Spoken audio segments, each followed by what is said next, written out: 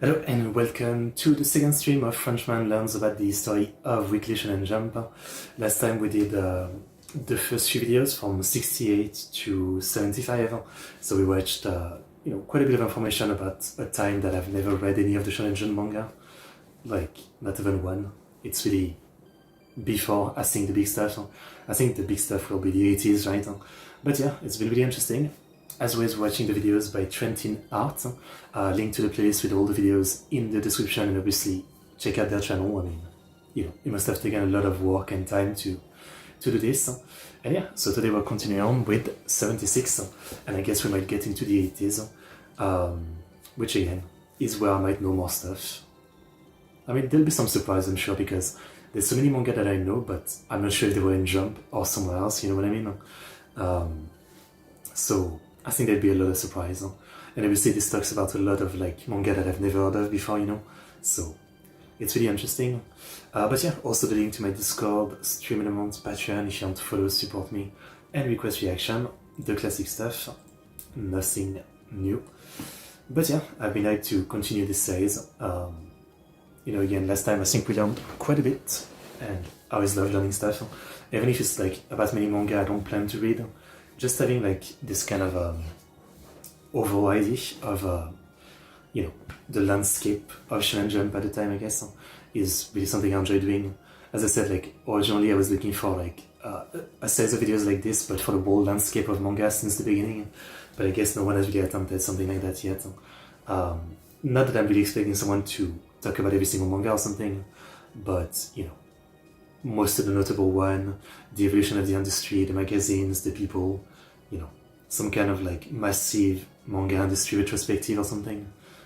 I'd love to watch something like that, rather than do the research myself. I mean, that's why we have YouTube. Some people are really obsessed with something, they do the research, and as viewers can enjoy learning about it in a very condensed way, I think that's what it is, yeah.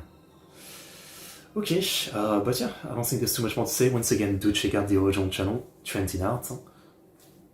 Let's get into it, starting with 76, 77. Today we continue our exploration of Weekly Shonen Jump, looking at the years 1976 and 1977. I don't have much additional things to say at the beginning of this video, other than that Jump is coasting along and growing at this time. It had a plethora of popular series in different genres, but in these last 2 years it would see one of its very first monumental titles. So without further delay, let's get into the first series of 1976. Too fast. Debuting in issue 2 of 1976, Blue City by Yukinobu Hoshino was a sci-fi manga that lasted 18 chapters and 2 volumes. Short. Hoshino mostly wrote sci-fi manga from what I can tell, and has a large body of work, Blue City being a sci-fi story as well, about an underwater city where scientists are trying to find a solution to overpopulation and dwindling Earth resources. Other events that occur throughout the story include meteorites hitting the Earth with a dangerous pathogen, which eventually get nuked, causing all life on Earth to be destroyed. A gigantic sea devil would also appear, as well as zombie-like creatures. There also seems to be some intrigue, backstabbing, and sabotage in the underwater city, and a character named Dr. Genocide also existed, with it also Dr. Genocide, wow, what a name, what a name. Mentioning a race of aquatic humans, so there was a lot going on in Blue City from what I can tell. It honestly sounds really interesting, and even got a couple of one-shots either before or after it serialized, from my understanding. I do have a big... what's the word for it? Like a big hang up about short manga, right? Anytime I see a manga that's like only like 2 or 3 volumes, I just assume it was cancelled, and we know it's not always true, but more often than not it is, or it didn't live to its full potential. Like recently I read a couple manga that I felt like that, they were like 20 to 30 chapters, and it felt like they would have been much more legendary to me if they had been able to expand their world and story over like twice or thrice that amount of chapter. Which are called Sea Fang and the Battle of Blue. The following week, we would see the debut of gag manga Onsen Boy, which lasted only 16 chapters, but after that, in issue 4 of 1976, And if you can believe it. another baseball series, I'm this not very time fans. called Akutare Giants, running for a 22 total of volume. 204 chapters in 22 volumes. Baseball was really like the free long manga at this time. Huh? People must have been fighting to be the one to get their baseball manga into Shonen Jump. Huh? They must have been getting like hundreds of people trying to do a baseball manga. It would be created by Yoshihiro Takahashi, the creator of Ginga, a manga I can't wait to cover, but we'll have to wait until the 80s. At the same time, while he was serializing Akutare Giants in Shonen Jump, he was also serializing White Fighter Yamato, a similar manga to Ginga about dogs, which on its own would reach a staggering 26 volumes, cementing Yoshihiro Takahashi as a powerhouse mangaka in his eyes for doing two manga at once, something we still rarely see today. Back to Akutare. I mean, we see it, but it's not a great thing, if we're to be honest. I mean, we know that just with one manga, the mangaka is already overworked, and then with two manga, not only are they overworked, but also they very quickly, kind of cannot keep up. And so I feel like many authors will do that. They'll release one chapter of one manga every once in a while the other one gets really focused on. So I understand like mangaka has so many ideas, right? And one manga might take you years to finish. But I feel like it's most of the time not the best move to start another one when you haven't finished one. I mean, it's kind of like starting an anime when you haven't finished one, starting a game when you haven't finished one. And then, it starts piling up, right? We all know how that goes. Yeah. Giants, it was your usual baseball affair from what I can tell, and didn't do very well at the beginning. However, its popularity rose when the rival of the series, Makoto Hiramatsu, joined forces with the protagonist Akira Murase. This decision is apparently attributed to advice Takahashi received from none other than Masumi Kurumada, the author of Saint Seiya, and He has a pride glove. That's awesome. another very important manga we'll be covering later on in this video. I'm not sure exactly how they would become friends or co-workers, but both did work on Otoko Epikigaki Daisho together as assistants. Jump has always been quite tight-knit with the friendships that develop between authors, particularly when they're assistants together. This is just one of the first examples of the younger generation graduating from being assistants in Jump into fully fledged authors. It's really sweet. I wonder if that's still like how it works today. That the assistants are more often the one who become mangaka. Konbanwa, Mark Elf. Hello. I'm always early. I'm always yeah. It's a bad habit, but I always start the stream early. It's always something I do. And nice to see that at its core, Jump is home to some very friendly people, and it's always been this way.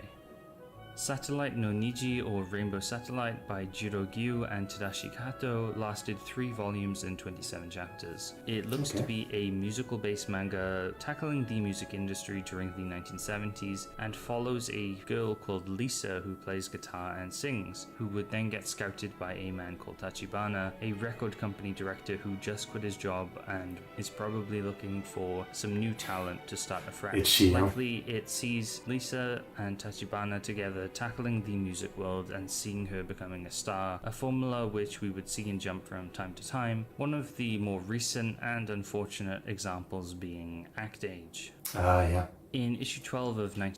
I've not read it, but I've heard of Act Age. I forget what it was, but it was a writer and an author, and I think one of the two had some legal trouble and the manga was cancelled. I forget what it was. Yeah. 1976, we would see the one-shot Big Gun, which I wanted to mention because it sounds really goofy and because America give covers to one-shots back-to-back for 8 issues at this time. 9 if you include Super Tanuki Man in issue 10. Another one-shot of note is Gorilla no Taisho in issue 18, just because there's a real gorilla on the cover. It really stands out. Usually Jump will publish lots of one-shots, but to give so many a cover back-to-back is really interesting to me. I'm not sure something like this would ever happen today or throughout most of Jump's history. Perhaps they really wanted to showcase some new talent or hunt for new series or authors. In the issue following all these one-shots, we would see Ankoku Shinwa, or Dark Myth, created by Daijiro Morihoshi, the same creator as Yokai Hunter, which we covered in our last video. This manga is fully readable alongside the one-shot it was packaged with, making it 6 chapters, one-shot in 1 volume. Very short. It honestly wasn't very good though. It contains a lot of Shinto, Buddhist, and other religious myths, and exposits a lot about them throughout the story, ruining the pacing and readability for me. Perhaps if you had more knowledge on these topics or found them enjoyable, you'd have a better time, but for me it felt more like a boring history lecture. Mostly the horror manifests itself in a cosmic way, like something really good. J. Lovecraft would write. The story follows a boy who discovers he's some sort of reincarnated savior, coming face to face with strange creatures and events as the plot moves forward, but it's told rather messily and uninterestingly, despite it possibly sounding like a Shin Megami Tensei game or something similar. It had a 1992-part OVA anime adaptation, and I'm not sure why 14 years after its release it got this, but Daijiro Morihoshi in general is cited as a big influence to many mangaka and artists in Japan. In Western anime communities, this OVA is considered to be one of the worst anime made in some cases, although some seem to like it and cite it having a Lovecraftian feel as the reason why. It also got a Famicom game in 1989, which looks to be a dungeon exploration game with boss fights where you fight all manner of creatures from the manga. Still, it can... Like, the monster design are pretty standout. I think they're like actually very, very creepy.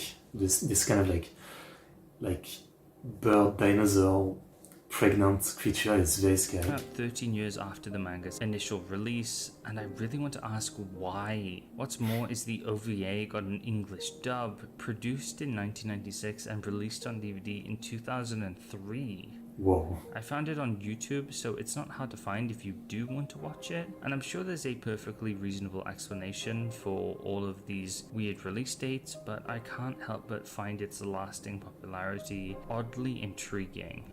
Issue 26 would see us with the short-lived Western series Sheriff Joe that would only last 12 chapters, followed by another manga called Neppu no Tora by Motoko Murakami in the next issue, lasting 33 chapters and 5 volumes. It was a motorcycle manga, racing still being big at the time, as I mentioned in the previous video where we looked at Circuit no Okami, which would still be growing strong at this time. Neppu no Tora wouldn't last long though, despite racing being popular at this time period, and with how short Sheriff Joe was, maybe Jump wanted something fresher and something that hadn't been done before, as racing and cowboys had already been big hits in the magazine. Todai Ichokusen, Tokyo University Straight Over the Line, was a gag manga focusing on education and studying, with its main character Toru Todai wanting to become a student of the prestigious Tokyo U University. It lasted 13 volumes and 168 chapters, with its author Yoshinori Kobayashi being known for his controversial politics and his manga tackling them called Obochama-kun, supposedly satirizing the bubble economy of Japan's time and having various conservative takes which people didn't like. Interesting. Going back a few issues to issue 24, we would see the end of Jump's currently longest running manga at the time, The Gutsy Frog, at 294 chapters. Not only that, but The White Fang of Zero, as well as long-running baseball manga Astro Kyudan, would also end in subsequent issues, leaving Jump with some rather large boots to fill. Yasumi Yoshizawa, the creator of the Gutsy Frog, would accept the call to action, serializing a new manga just over a month after the end of his Titanic frog-shaped series, look like it this time with Piranme Holmes, a mystery gag manga. Sadly, it only lasted 15 chapters, and from this point onwards, Yoshizawa would never make a manga as big as the Gutsy Frog, leaving Jump in a position to look for new talent. But for the next several months, we wouldn't really see any big successes. I mean, it's not that crazy, right?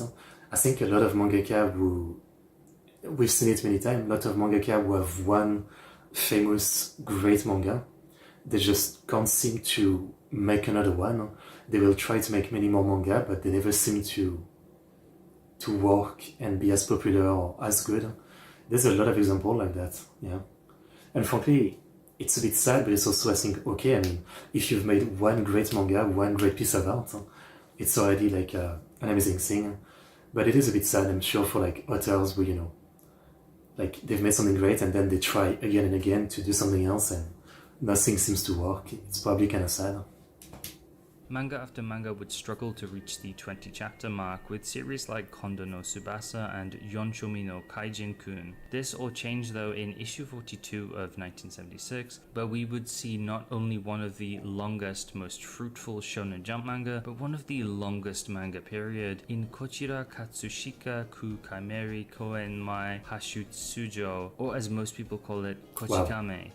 Created by Osamu and having 201 volumes with 1,960-ish chapters. I say there's also like a lot of there's a long anime of it, I think, too. I wanted to try it one time because I saw it was very well rated on my anime list, but it's also like very long, so I have been unsure. Kochikame. Yeah. There's a different anime of it, and there was this one with 300 episodes from 1996. I guess it's like a slice of life comedy about a policeman. And it's really well rated for my anime list, but I don't really know if there's like a full translation of it somewhere. I'm not sure about that, yeah. But this one I've always been interested in, as it seems like a classic, yeah. Ish, since it has so many spin-offs or one-shot bonus chapters it's hard to count. Just know it's a lot. The story follows Ryotsu, a beat cop working in Katsushika Ward, who would mostly focus on making money or trying to make himself become a great person by boosting his ego. It was a gag manga that evolved over the years, including many references to current events, making it a very interesting series as it retained 40 years worth of real Japanese history throughout its serialized. I mean, there's quite a few very long-running shows like this that, I'm always interested in, but I don't feel like I can watch the full thing because there's so many, Sazae-san, Doraemon, Koen Shinchan, Kochikame. There's so many episodes, and so, I'm interested, but it's so many episodes, yeah. I guess I'm feeling the same that people feel when they say, One Piece is too long. I guess I'm feeling the same. Prophetic elements, many of them have actually come true. Like what? People would have grown up and grown old while reading Kochikame, perhaps even passing away before it ended, which is sad, but it's not like One Piece where everyone wants to see the end, but more like a companion, a manga you can read every week and laugh at whatever wacky thing is happening to Ryotsu and the gang. Perhaps not too dissimilar to our modern day Me and Roboco. It ended up having an anime, a sequel manga series in Ultra Jump, and numerous appearances and references in other works. It's a monumental piece of media that's hard to grasp how popular it is, at least to me in the West. Though some have compared it to something like The Simpsons as an equivalent. Kochikame, as I'm aware, is quite beloved to Jump, being its longest series, probably forever. It even had a few Kochikame-centric issues, which I assume is just Kochikame content. I know the longest manga of all time is Golgo 13. I wonder how many more chapters it has than this one. You can read some chapters, but it's a bit of a shame you can't read them all, although I think that's for fairly obvious reasons, as I'm not sure someone would want to translate almost 2,000 chapters of Kochikame. Although I have encountered a fair few people who are very passionate about the series outside of Japan, I think Spain has at least some of the manga translated and a box set you can buy, as well as having a Spanish dub of the anime. I've read roughly 38 chapters of Kochikame of varying quality in their translations. There's definitely a few great chapters translated though, particularly an arc where Ryotsu gets transferred to a smaller police post out in the middle of nowhere. That sounds interesting. Man, look at that background at the top. That's a gorgeous background. The art is really good. Yeah. Extremely charming, funny, and a good time, and I can see why it lasted so long. We would then end 1976 with not one but two Kochikame covers, cementing itself very quickly as an important part of Jump, which it would go on to do for 40 years, ending serialization in issue 42 of 2016, just when I was getting into Jump, really. Wow. It rarely missed a single issue too, which I think is really impressive. Overall, I think 1976 was a successful year for Jump. Kochikame obviously contributing a lot retrospectively, as it would become an absolute giant. But we would see yet another very important manga. I mean, that's definitely the kind that's interesting, right? I mean, in the West, I don't think I've ever seen really anyone talk about it. You really have to be deep into anime and manga maybe to know the name Koshikame. And it's always interesting, this kind of work that, is very, very popular, but only in Japan. Like the rest of the world, we don't really know about Kochikame much. It's interesting, yeah. Live action drama, that makes sense, yeah. The lead role played by Shingo Katori of the idol group SMAP. Okay. In the following year too. So yes, I will try to watch Koshikame.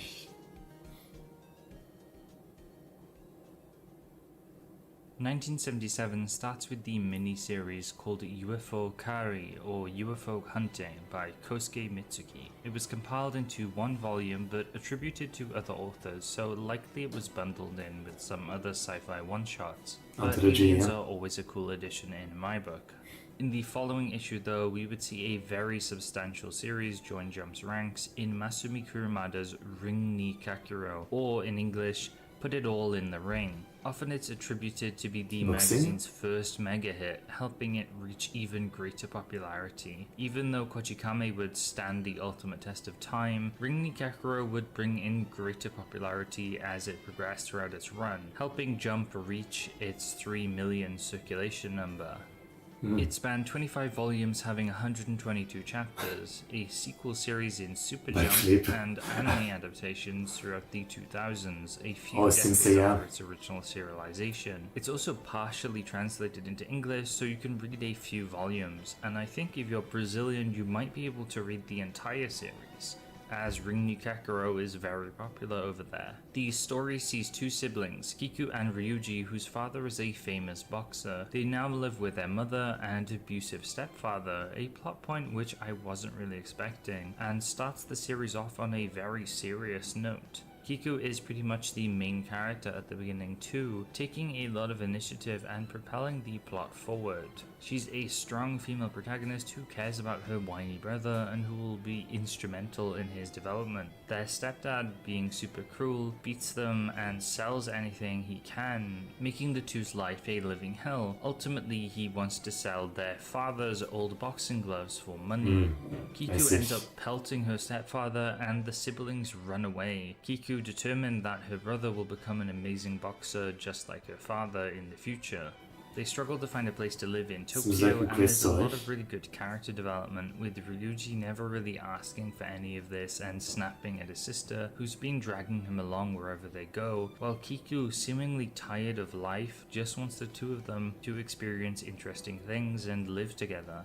The relationship between them is really well done, funny and heartfelt, with Ryuji growing immensely and learning to box, the manga ending for me during the first big tournament of the series when the translation stopped. And I wish I could have read more because...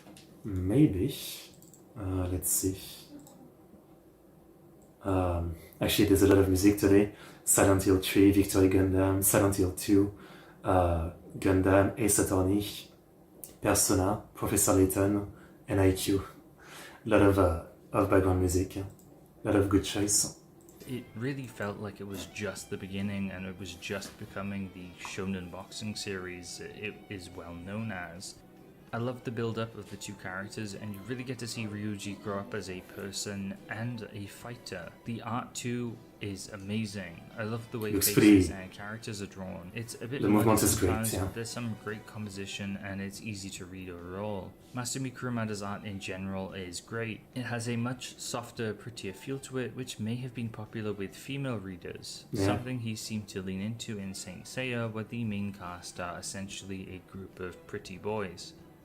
Ring ni Kakuro would go on to take inspiration from manga like Astro Kyudan in early Japan history, and push for a fusion of sport and battle, establishing a battle manga that would veer into the absurd, but would also stay grounded within its sport. It presented itself in a more over-the-top way, and a large portion of shonen sports manga can trace back their roots to this title as a point of inspiration, with it directly inspiring works like Captain Tsubasa and Prince of Tennis, supposedly.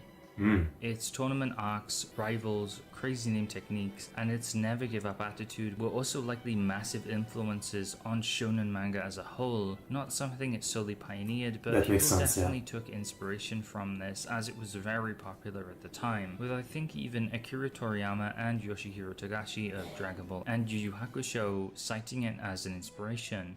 Outside of manga, it might have influenced games like Street Fighter and King of Fighters 2. Potentially, it's responsible for a lot of fighting game tropes, in part at least. And then That's a favorite awesome. of mine, Mobile Fighter G Gundam, has taken clear influence from Ring Lee Kakuro with its martial arts focus, over-the-top shonen energy, and its penchant for making stereotypical national teams, just like seen this Ring one. Lee Kakuro. Moving on, we would see Yami no Toboi, the Dark Runaway Doctor, written by Kiyoshi Yakayama and drawn by Tadashi Kato. No, it's only Weekly Shonen Jump. Yeah, I haven't found a video for like all the magazines. It's only on Weekly Shonen Jump. It had 2 volumes and either ended or got cancelled. As for the content, it's possibly about a dark doctor who gets framed by the Yakuza or another criminal organization. On the run, he likely discovers the truth and is hunted by the police. It's interesting to see a potential crime drama in Jump, especially since it seems to be aimed at older audiences judging by the intrigue and gore it has. I found it online officially, I think, for free. The caveat being it's only in Japanese. Although, if someone wants a smaller manga translation project, it's only 17 chapters long.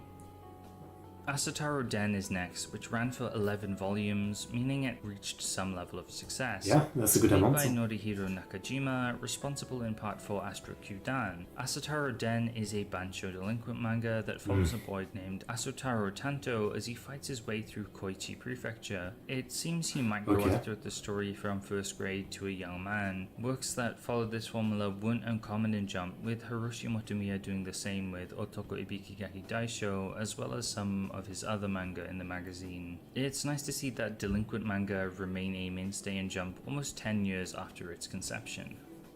I mean, I always had the impression that delinquent manga were more popular in the 80s, but I guess it was more in the 70s, yeah? Let me tell you some background information about me and this project as we tackle our next manga. Originally, I did a lot of research for the 60s and 70s of Jump a couple years ago, mostly as a personal hobby thing. I find it fun to just read up and try to figure out what Jump was like in these older years. And to begin with, I wanted to look at Jump year by year, but in completely random years. And 1977 was the first random year I ever drew, before I would go on to just research things chronologically anyway. And the very first manga I ever looked at as part of this project was a manga called Yachin, a 15 chapter long gag manga by Yasumi Yoshizawa, the author of Gutsy Frog and Harambe Holmes, which we covered in this video. Another short From what one. I can tell, like Holmes, Yachin never got a volume release, so images of it are quite rare, but I managed to find a few, and the best I can tell is Yachin is a boy who... It is quite sad, like it was in the magazine, but it was not popular to even get an actual physical release outside of the magazine. It's a shame. likely got up to mischievous antics with his older sister, who might have been a model, and there was also a crab. Qualified to explain his research methods. Like his other work, Yoshizawa would never get a hit as big as the Gutsy Frog, so Yachin would fall into obscurity, although I have a little bit of fondness for Yachin due to my personal history with it. Jump would get a few smaller works such as Jump Minwa Gekijo, Jump Folktale Theatre, perhaps a short story anthology focusing on Japanese folktales, before getting its next bigger hit. That being Hole in One by Tatsuo Kanai and Kagami Joji. It ran for 127 chapters and had 13 total volumes, ending just before the 1980s began. Hole in One is a sports drama revolving around golf, following Jaichi Tobashi, who has a natural Gutsy Frog. sport, You were entering right. clubs and participating in tournaments, all in order to become a professional golfer. Perhaps due to his mother's illness, as in a synopsis it mentions she has fallen unconscious. Surrounding Jaichi on many covers are a lot of older looking female characters, so perhaps the manga had some fun. I've never really managed to get into golf manga or anime. I remember like trying one anime, Birdie Swing maybe it was called, and then there was a manga in Shonen Jump 10 years ago. I think it was by the author of Kuroko no Basket, but I never got really interested in golf. It's one of the sports that I don't really feel like I managed to get into. Fan service elements too, although it sounds as if it was just a very standard and serious golfing story. During this period, Jump would have a lot of sports series, as we can see in issue 27 cover of 1977, 2 baseball series, 1 golf series, and boxing 2. If you want to count circuit racing, then there's 5. There was a lot of variety at this time, and very different to the Battle Shonen magazine most people think Jump is. Susume Pirates was a baseball gag manga that ran for 11 volumes and 152 chapters by Hisashi Eguchi. It mostly focused on baseball aspects and matches, and it was named after the Chiba Pirates baseball team, but it would also venture into absurdist humor, parody, and tackle current events now and again. Compared to One Two no Aho, another baseball comedy manga which we covered in the last video, Susume Pirates actually focused more on the games, but showed them in a more funny way rather than being completely serious affairs. While One Two no Aho was primarily a gag manga with baseball theming, so both of them kind of had their own niche, and for a while they would both coexist in the magazine despite being so similar. We would go on to follow Susume Pirates with Kyojin Taichi no Densetsu, or Legend of the Giants in English, a short sci-fi story collection that's been fully translated into English, so you can read it. Hoshino Yukinobu, the author of Blue City, would return, meaning we begin and end this video with him. Just 1 volume long, it contains 4 stories. The Legend of Giants, split into a chapter on the history of a race of giants and their impact on the solar system, and the second part, where we follow a group of scientists trying to lessen the ice age that has ravaged the Earth by blowing up Jupiter, which is a pretty enjoyable read. The third story, Icarus Asteroid, is about sending a ship into orbit to help amplify the amount of sun the Earth receives to stop the ice age it's suffering from, but there's pesky terrorists getting in the way. And then there's the 4th story, which is about this massive network of transport roads where these 2 bros go around driving super fast cars and have to solve problems related to roads and traffic accidents. They mostly blow stuff up, to be honest, which is a lot of fun. Hi, Herbert. There's also this part near the end of the chapter where the 2 do a maneuver they call the homo jump, where one car borrows the other car's ass, which I think is There's something I like to call the homo jump. I'll be borrowing your car's ass for a moment. What? One car borrows the other car's ass, which I think is so dumb, and I can't help but laugh. It's just kind of like gay bro culture, years before it became a kind of funny thing in modern day, but it's just in this random shonen manga one-shot from the 70s. Me and the boys are gonna be doing homo jumps for days after reading this. Overall, it's a really nice one-shot collection with some stellar art, which I've been popping up on screen for your visual enjoyment throughout this section. We would then end the year on a car 2, appropriate as Circuit no Okami really exploded this year, with many of Jump's covers being filled with all sorts of race cars from the supercar boom that was happening at the time. Jump had yet again left itself in a good place, with plenty of strong series holding down the fort and newbies that would last for years to come. One of them which would be superglued to Jump for the majority of its circulation, that being Kochikame, and Ring Nikakuro would help pioneer I really need to try Kochikame. Shonen sport and battle manga, laying down the foundation for the future of Jump.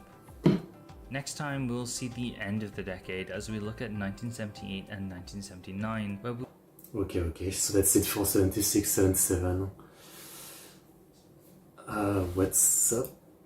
I feel like Google Translate might not be getting it. Wait, don't delete. I'm gonna try to look in Japanese. Onyaku, not very good. So yeah, Kochikame is definitely one that maybe not the manga itself, I might try the anime, right? It seems like a great anime to have in the background, but yeah, I think I'll give it a try.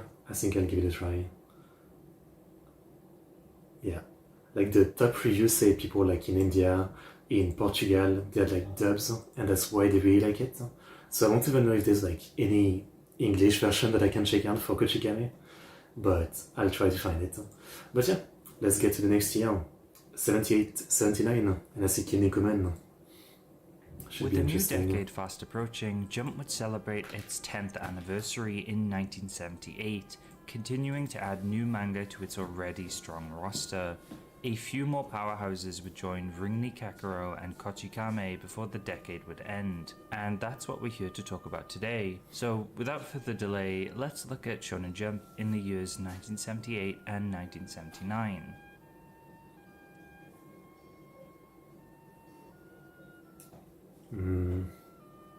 No name. Oh, Cobra. I recognize Cobra. Yeah. Try to write. Oh, Yaranaika. I see. Yaranaika. Yeah. I understand. Yeah. I understand. Kinnikumen. Futarino Derby.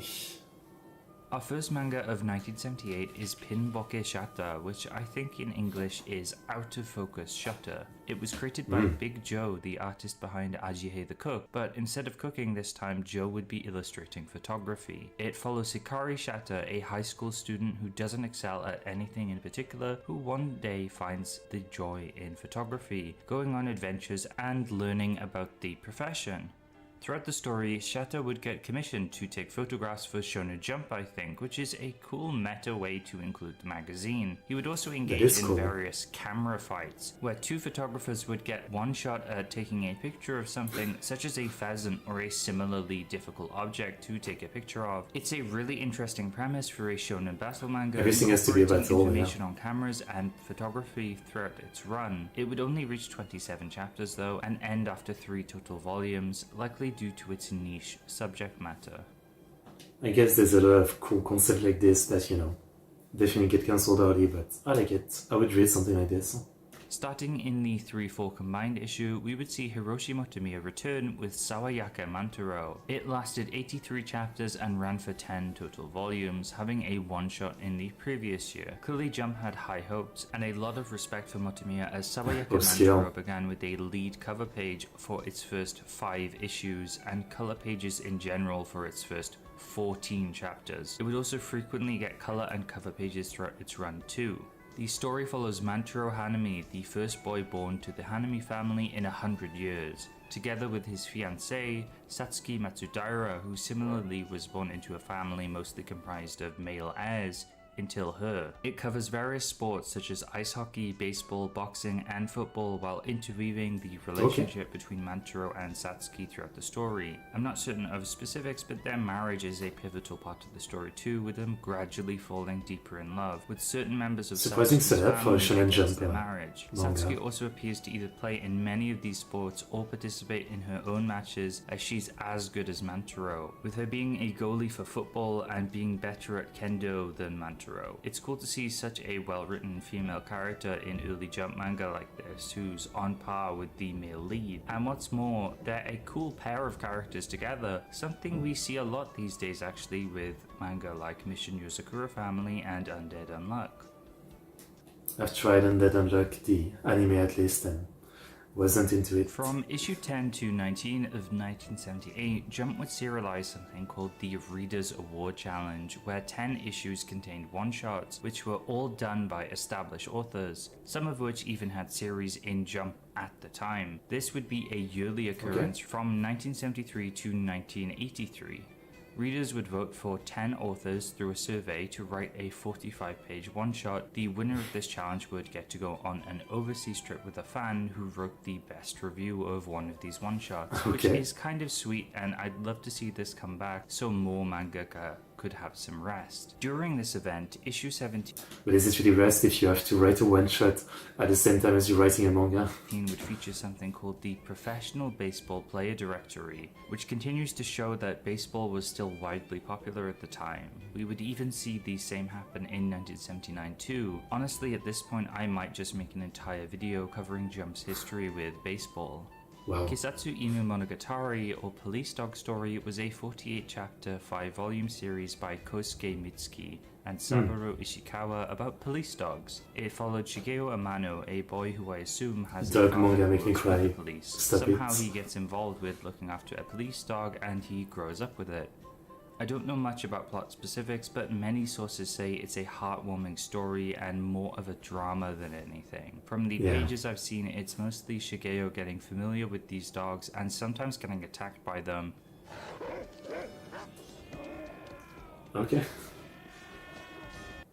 Kaite Poseidon, or Monster Ship Poseidon, was created by Takeshi Masutani, lasting 9 issues and 2 volumes in total. Despite being short, it seems to have been well documented and praised, it following a technically advanced boat called the Poseidon and dealing with nuclear weaponry and refugees throughout its story, seemingly touching on the situation with refugees coming from the Indochina region, specifically Vietnam at the time. The crew of the Poseidon fights things like a vicious swordfish, terrorists, a rogue American missile that will hit Tokyo, and in general they help aid in the refugee crisis, all in just 9 chapters with the help of the Poseidon's trusty laser cannon. It sounds really weird and perhaps progressive, which is likely why it had some notoriety to it. We would then reach the 10th anniversary with the magazine in issue 32, it having a very minimal cover but containing a few special things to note. Firstly, the serialization of a new manga called Rock and Roll Baseball by Masamichi Takeshi. It would only last 11 chapters and didn't see an official volume release. Weirder still, it merged baseball elements with American rock and roll, the main cast wearing Elvis-themed baseball uniforms, perhaps because that's what the author liked, or maybe as an homage to Elvis as he died the year prior. Either way, it's a really weird way to celebrate your Japanese manga magazine, although the baseball elements are very fitting for Jump.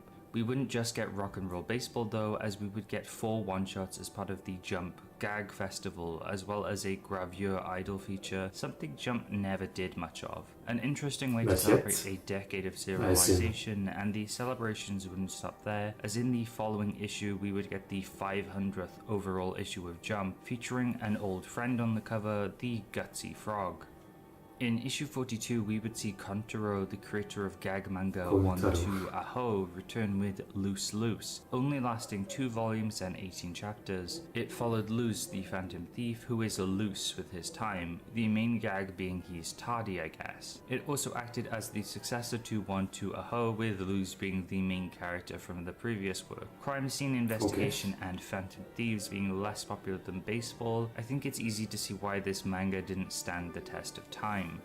In the next issue, we would see the beginning of another short-lived manga called Watari Kiyoshi, or Wandering Teacher, created by Yoshinori Takayama and Kenshi Kotan. It lasted 12 chapters and followed Akutaro, a migratory teacher, labeled as hot-blooded and violent. He drifts from school to school, trying to help students, but always gets in trouble. It sounds similar to something like Great Teacher Onizuka or Rookies. In the story, Aku would go to teach at Daikyo Academy, attempting to win the students over and help rebuild the rundown school, fighting off threats like the Yakuza. It penned itself as a serious drama with a darker tone, with some people thinking it would be a better fit in a different, more young adult-orientated magazine rather than Jump. So far, 1978 hadn't had a massive hit yet, but that would change in issue 45 with the beginning of Buchi Terusawa's Cobra. Spanning 156 chapters and 18 volumes, it would eventually... What a cover! With what was she called? Something Lady? I've seen a bit of the OVA of Cobra. And when I was young, actually, we had like a VHS of Cobra. It was only one of the many because there was many OVA, but I had one of the OVA when I was young. And I just remember that he had an arm cannon, which was cool. That's it.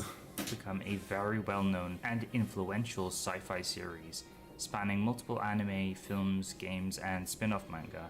Originally, Buchi Terusawa studied under Osamu Tezuka and looked up to him a lot. He then moved on to create many shoujo short story manga, but either found little success or wasn't fulfilled, and thus Cobra would be born. Yes. Cobra is a badass space adventurer who is constantly being hunted down by various vicious pirates throughout the galaxy. A very roguish type of character, compared to Han Solo from Star Wars, something Terusawa might have taken influence from as it came out the previous year. Cobra is said to combine elements of spaghetti westerns and samurai films, as well as a whole lot of other things, but it is without a doubt a space western, one of my favorite It's fun. subgenres of media. Other than Star Wars, Buichi Terusawa has gone on record to say he's been influenced by many things, including a lot of western comics, James Bond, Star Trek, and even Disney films, all of which I can see, as bits of them are seen throughout Cobra in some way. In turn though, Cobra has inspired a lot of other things itself, leaving a great legacy, inspiring works like City Hunter, Cowboy Bebop, Space Dandy, as well as Guts' hand from Berserk, and the character of Dante from Devil May Cry.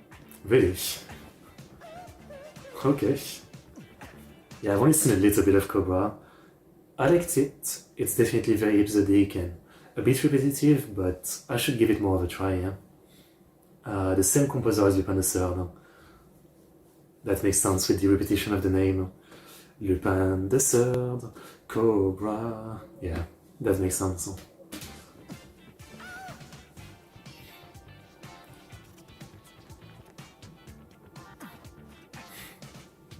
Currently, almost all of Cobra has been translated. I think there might be Discovers. about a volume left, and the overall translation quality is very good from what I've read. I've thoroughly enjoyed the first 2 volumes, with me not wanting to rush through it to make this video, so I can't comment on later events. I suppose I should also mention that this year Buichi Terusawa passed away. I want to remember him as a passionate and dedicated mangaka and artist, one who would inspire countless people and experiment within the medium, creating works like Gun Dragon Sigma, where he used photography and a lot of 3D to make a very unique manga. If you like sci-fi at all, please do yourself a favor and check out Cobra Unique. That's interesting, actually. I really like this kind of manga where they've really tried something different in terms of the medium of manga. It's kind of like in the 90s, the author of Gantz, I think he had tried to do like a 3D manga, but since it was in the 90s, it was not very good looking. But I really appreciate the attempt at making something different, you know, in the medium. Manga. If you like sci-fi at all, please do yourself a favor and check out Cobra. It's a really good old manga. 1979 wouldn't have anything notable for its first few months, unless you want me to talk about the professional baseball directory again, but in issue 19 we'd get Go Shoot by Takeshi Miya. It would last a total of 53 chapters and 6 volumes, following Hideto Go, a football idiot at heart who enters the prestigious Elite High, where he joins their football Digital team. closing, It seems to have slice of life school elements with some romance and football, That's cool. with Go having 2 love interests, Reiko and Yoko, who want to become the team's managers. Other than that, it seems to be your average shonen football manga.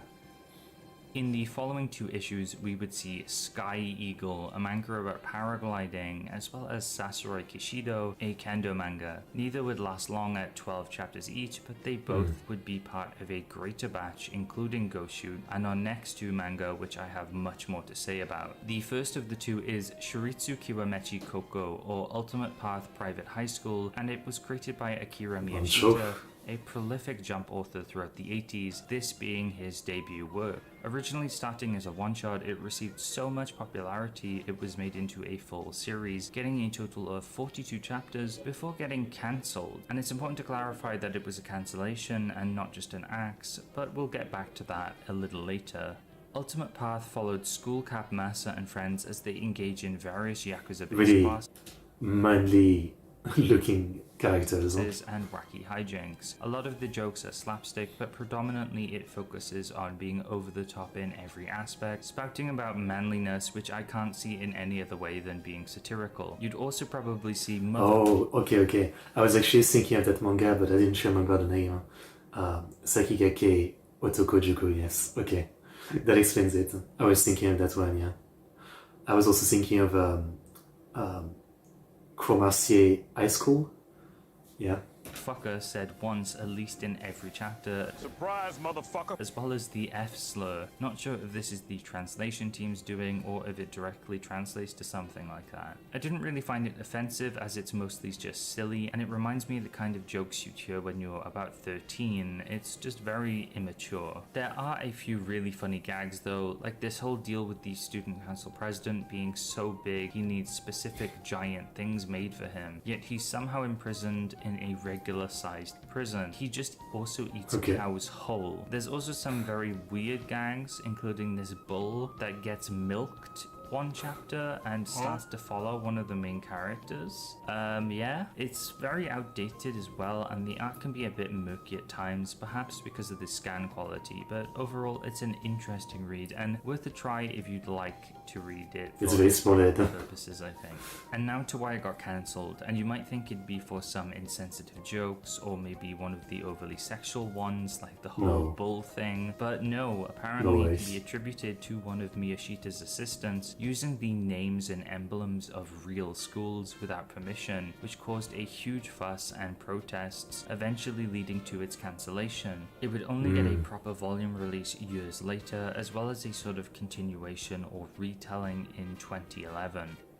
In the next issue, we would get the most recognizable manga yet in Kinnikuman by the artist Kinnikuman. author duo Yude Tamago. Chances are, if you're watching this, you have Anime, at I least think heard so. of Kinnikuman, as it's probably more well known than Was there one? I've never watched it, so I wonder. Let's see. Let's see. Yeah. There was one from 1988. 34 episode. I never watched it. Kinnikuman I've never watched too or read. even Cobra or Kojikame. Its sequel series Ultimate Muscle even got an official Viz release, but the original Kinnikuman is entirely fan translated. For the purpose of this video, I'll mostly be referring to its original run, which includes chapters 1 to 387, spanning 36 total volumes. This would mean Kinnikuman would have an almost 8-year run, ending in 1987 during Jump's golden age. The story follows Suguru Kinniku, or Kinnikuman, originally a gag manga about chojin, superhumans who fight kaiju and get into various wacky situations. It had a lot of slapstick and referential humor, often including actual Jump editors I think recently there was a new anime of Kinnikuman too.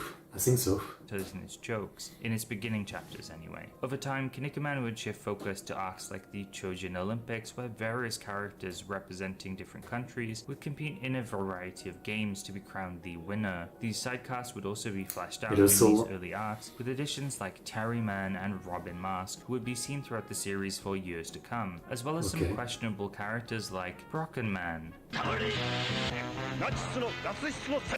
It was a different time back then. Gradually, What?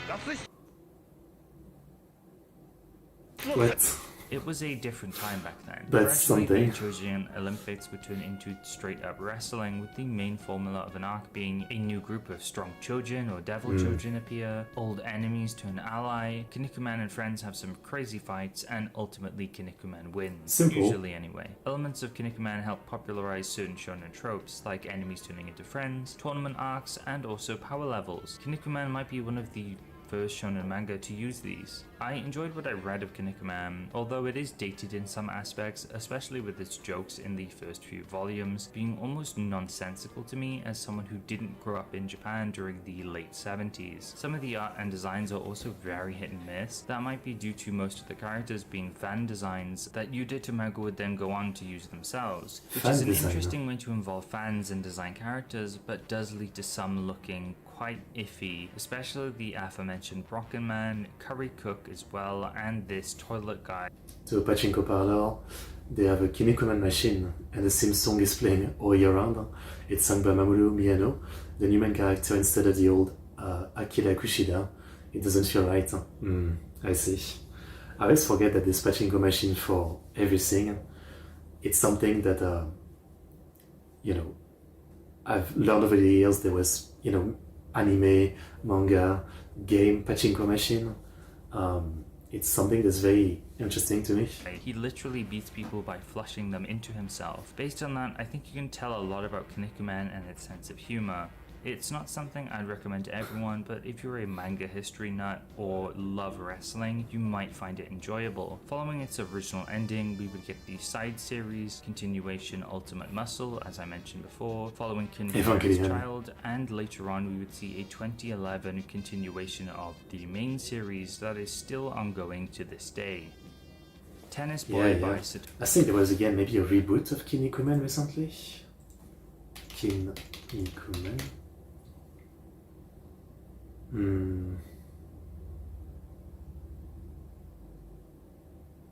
Oh yeah, this one. This one. Kinnikuman Perfect Original Arc, Kampeki Shojin Shisoen. That was recently. Yeah, last year. Well, 2 years ago, I guess. There's a lot of Kinnikuman. I mean, I'll give it a try eventually. Yeah. There's many anime.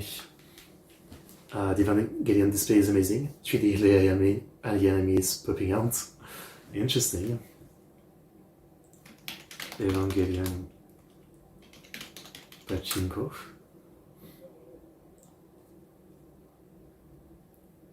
Yeah.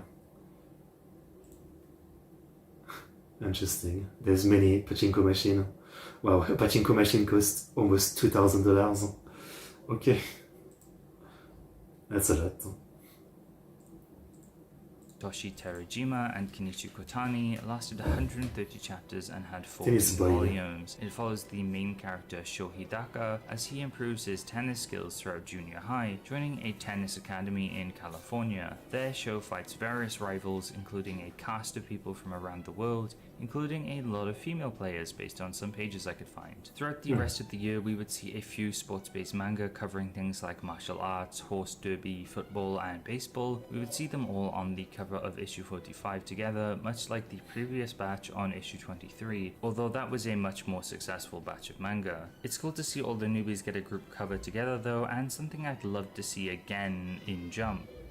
Despite all those manga being flops though, one stood out to me, that being Rajikon Senso or Remote Control War by James Takaki and Yoshikazu Kawajima, lasting 20 chapters. It seemed to be a battle manga focusing on remote control vehicles like helicopters and planes. Interesting. Sounds like a really fun concept. You can buy all I'd love machine. to see this done again. Maybe a miniature mecha battle manga in the style of something like Gundam Build Fighters. Sadly, I can't find much else on this manga as it didn't even seem to get a proper volume release. We would then end the decade with Hiroshi Motomiya's Manen Yuki no Mieru-ie, the house with the view of perpetual snow. It wouldn't last long however, only going on for 22 chapters and 2 volumes, maybe by design though, as it seems to be a slower paced, shorter style of story. It follows the Yamakawa family who live deep in the mountains of Hokkaido, with the eldest son Daichi Yamakawa being our main character, a third-year junior high student who excels in sports and took first place in his prefectural mock exams. Instead of going into higher education though, Daichi opts to stay with his family instead to help them out as the eldest son. Ultimately, it's a family drama set in the far north of Hokkaido, leveraging the inhospitable climate to show the hardships the Yamakawas would face. This is one I'd love to read as I think Motomiya is great at drawing out the humanity of people in his works, and I think it's a fitting way to end this first era in our History of Shonen Jump series, as Motomiya has been a shining star throughout this entire series of videos,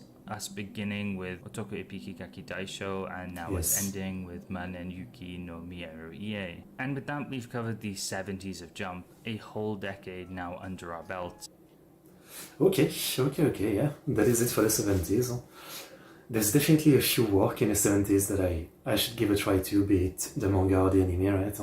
But still, for the most part, I would say I didn't know 99% of what he talked about, so I learned a lot about 70s manga here. Even if I won't read most of them, I know about them at least, and I think that's interesting. But yeah, okay, then it's time to get into the 80s, which is where manga really blows up, probably more in Japan, but also like a lot overseas, right? Lico. Everything is a pachinko game. Huh?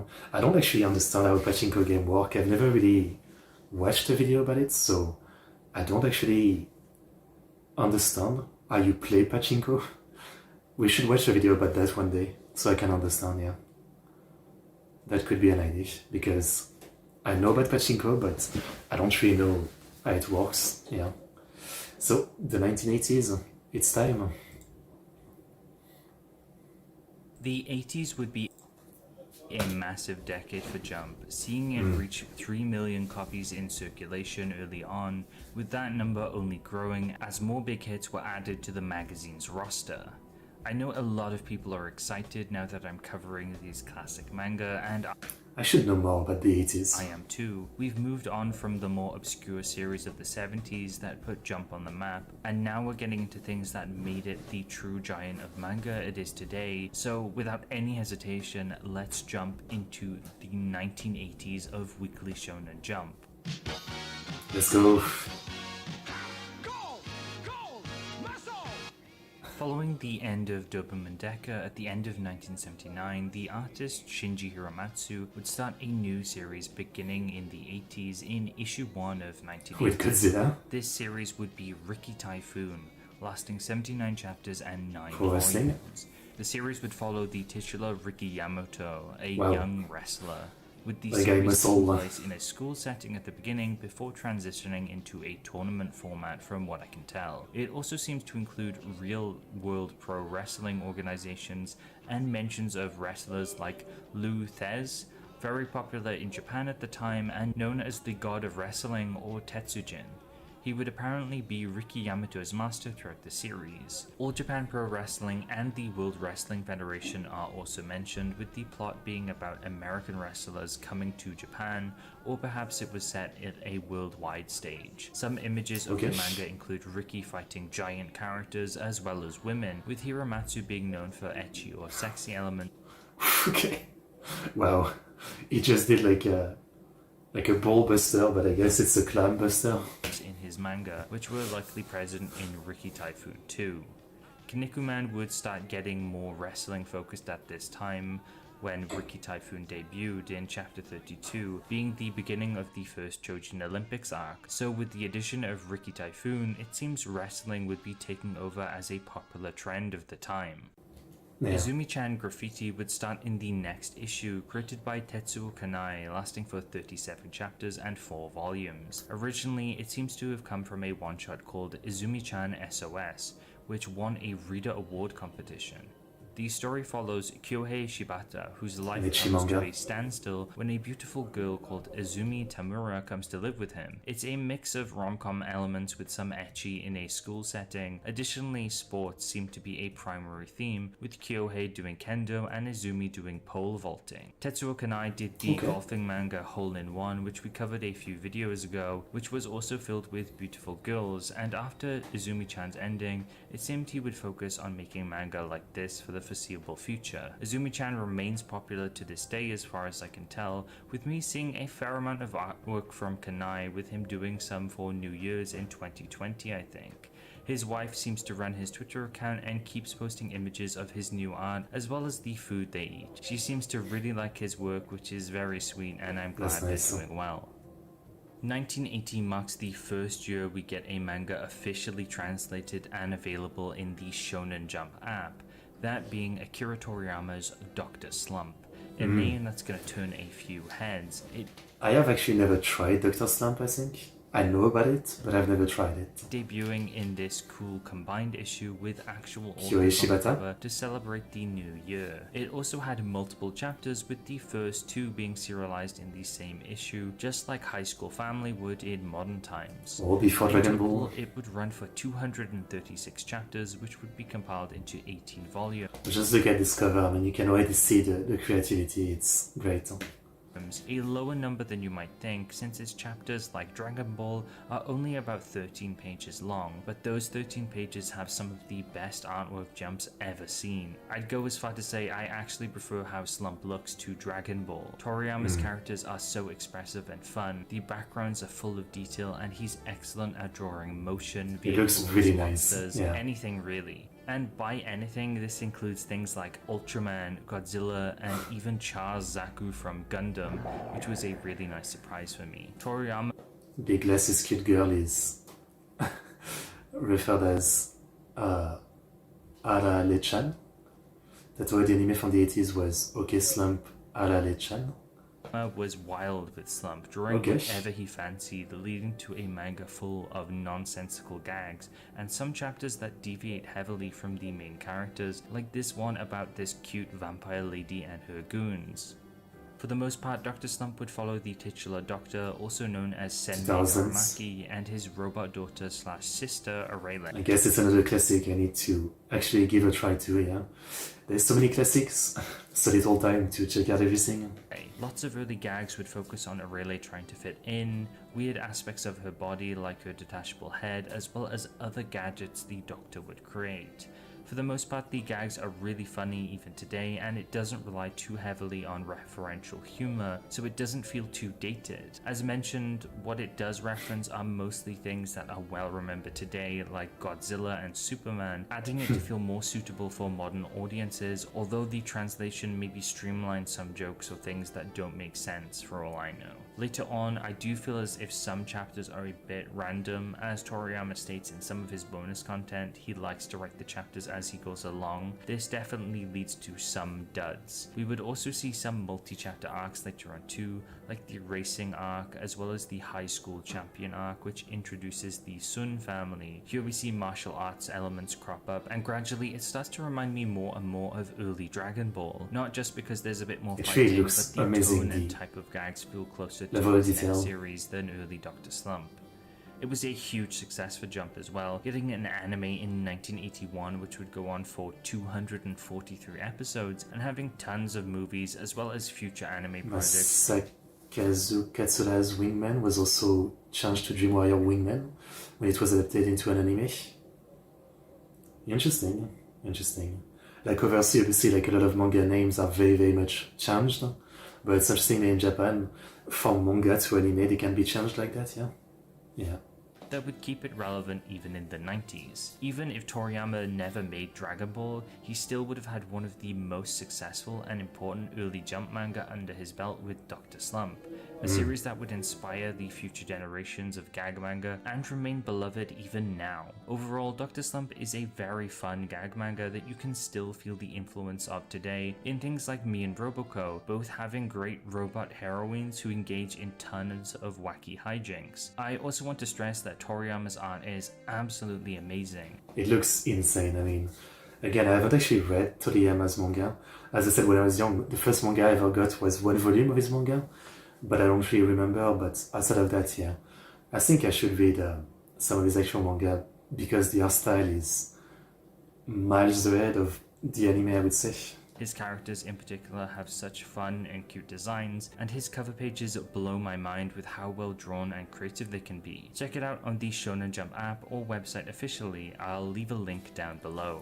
Rest in peace. Otoko no Tabidaichi would see Yoshihiro Takahashi return, not quite ready to make his big splash with Ginga, but instead following two brothers named Ryoichi and Watari, who along with their family and pets go on holiday to Southeast Asia. It seems the manga is a coming-of-age style story based on the name A Man's Departure, where the boys and family must overcome their surroundings and survive. Its setting might shift as it seems like they might drift to an island with indigenous people or maybe Africa, making it a kind of adventure survival series, something not too common in Jump, although things like Dr. Stone come to mind. Yoichi is the more athletic of the two brothers, while Watari is a genius who knows 7 different languages. They also seem to have a pet tiger and some dogs. It really wouldn't be Takahashi manga without dogs. Of course. It seems very well loved in the Japanese sphere, with people commenting it's their favorite work of the author over Ginga even, and it managed to have a decent run too, lasting 6 volumes and 50 chapters.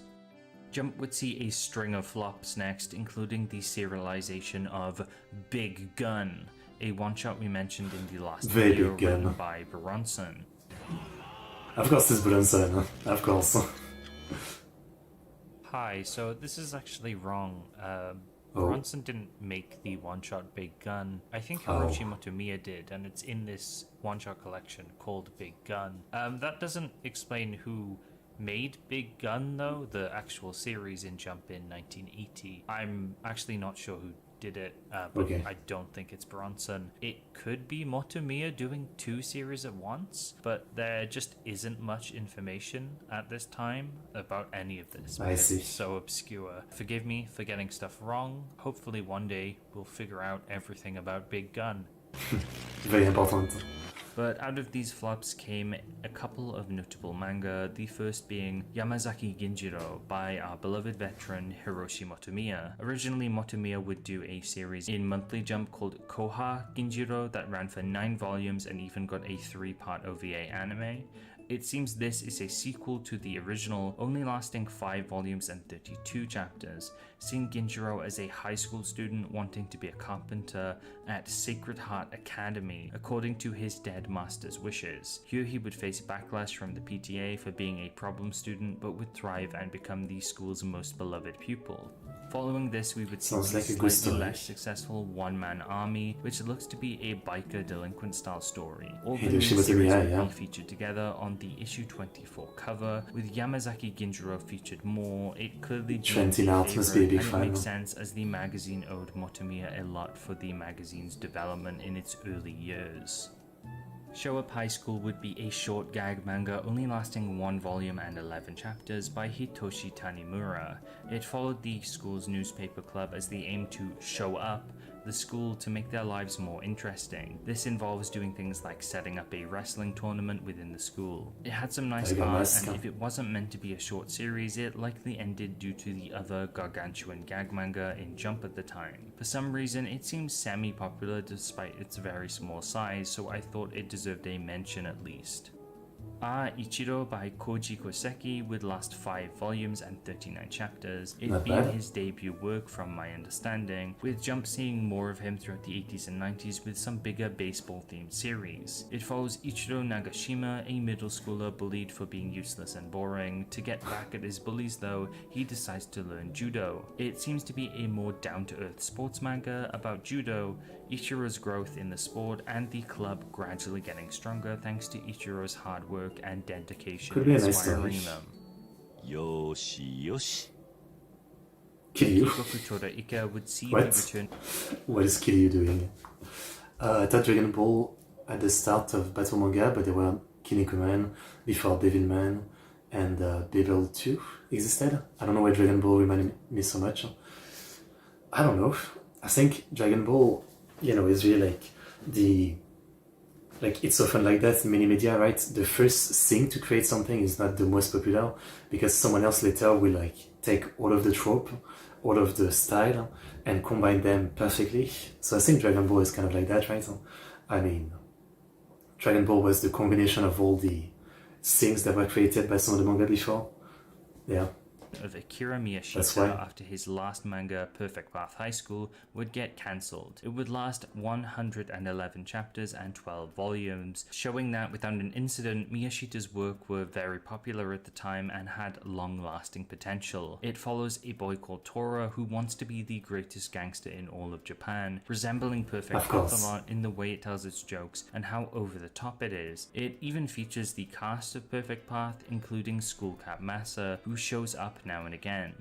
If you've read his previous work, you know what to expect, but Geki Goku Tora Ika is even crazier, with Tora choosing to infiltrate the most notorious delinquent prison, Abashiri, Okay. early on in the story, where he ends up fighting Mecha.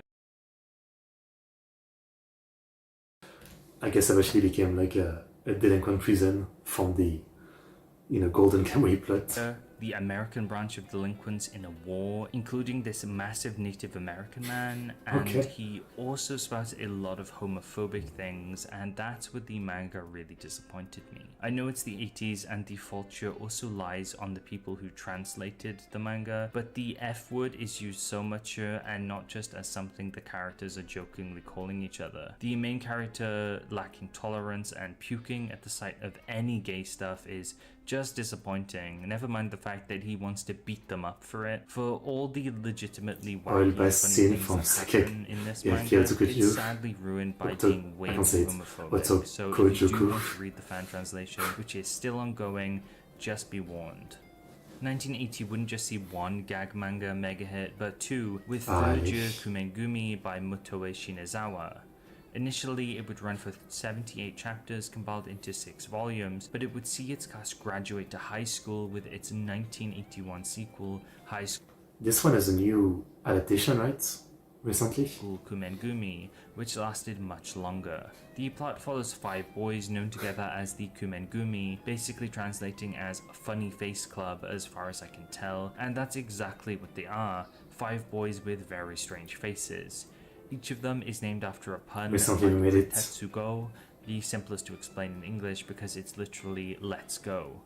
The jokes usually revolve around the 5 doing something stupid or weird, although sometimes other groups of 5 get involved. There's the sporty group, the jock group, the pretty boy group, the delinquent group called the Bangumi off the top of my head.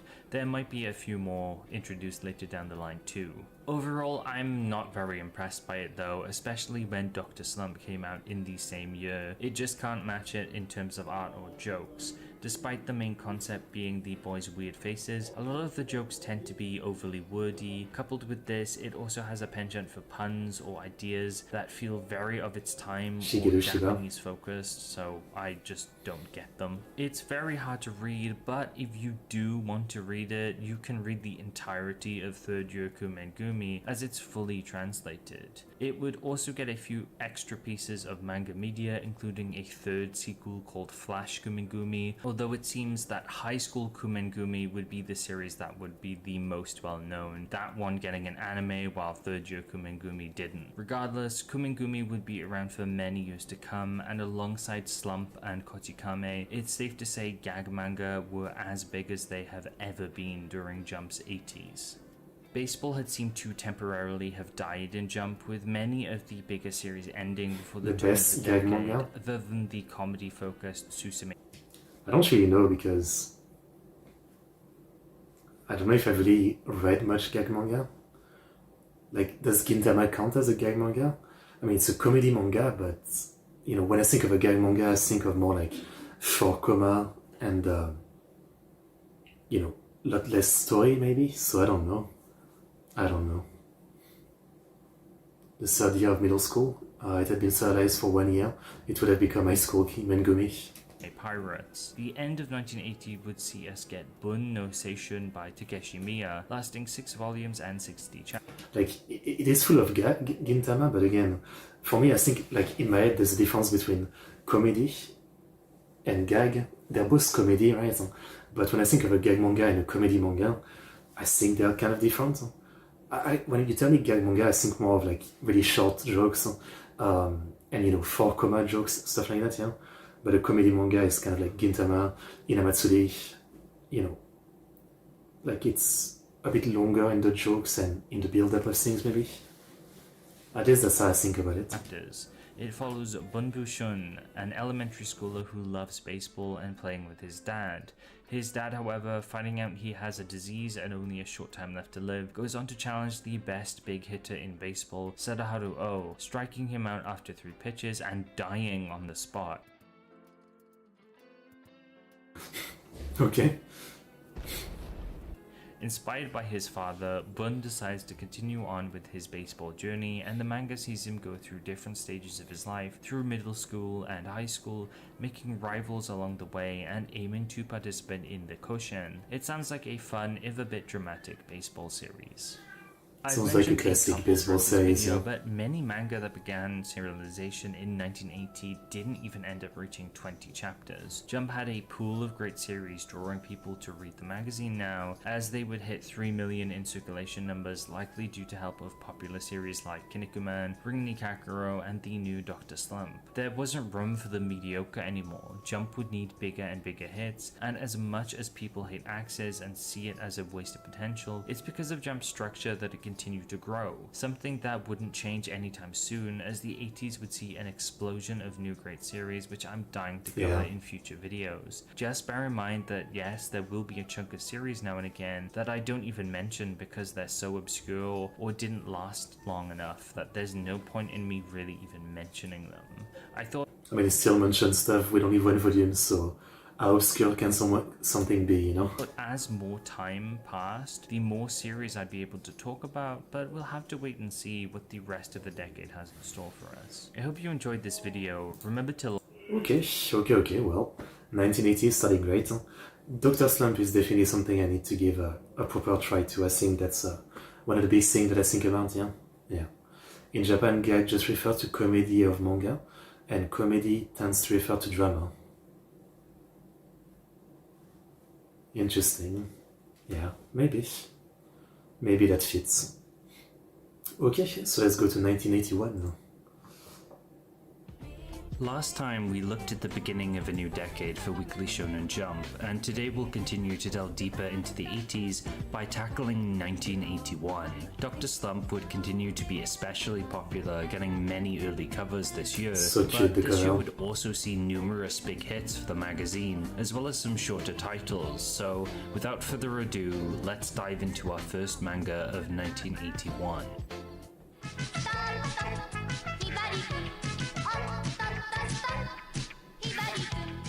Ibaikun. Starting in issue 6, we got Hinomaru Gekijo by Hisashi Iguchi, who found success with his prior work Susume Pirates, a baseball-themed comedy series. This time he'd be writing a detective comedy series though, that sadly only lasted 2 volumes and 24 chapters. The plot would see the detective agency being taken over by an elementary schooler named Sushimaru after he got out of Abashiri Children's Prison, and from then on the Where's the Wezabashiri? Interesting. protagonist would shift to him and the Suzuki family. Likely it focused on absurdist gags like having Tsuchimaru smoke even though he's only 8, and having a prison for elementary schoolers. There was a lot of referential humor too, and it even referenced things like Gundam, as well as Iguchi's previous work, Susume Pirates. It wouldn't last long though, but this wouldn't be the last we'd see of Iguchi in 1981. Forever Shinji-kun or Forever Kamiko-kun is next, which is another baseball series only lasting 3 volumes and 30 chapters. It was written by Katsuyuki Edamatsu. In the story, a scientist creates a helmet called the Paramet, which has the ability to convert mental fortitude or suffering into physical strength. The protagonist, Kamiko, gets to use the helmet to play baseball. Other devices also show up throughout the story, such as the Paraball as well, which is some kind of special baseball. And while there is a Sounds big like focus cheating. on the baseball aspects, a large portion of the story seems to be focused on inspiring a young girl called Yoko who can't walk to walk again. It seems to mix baseball and the classic shonen message of never giving up, and then it applies that Wasn't to expecting disabled that in a gag people, manga. which I think is really sweet, and others seem to think so too, as it's often described as a very gentle story Looks very that's cute, the fondly style. remembered even today in some Japanese circles, at least from the reviews I could find. The artwork is really cute as well, and I love the covers. Sadly, I don't have much else to say about this manga, probably because it's quite short.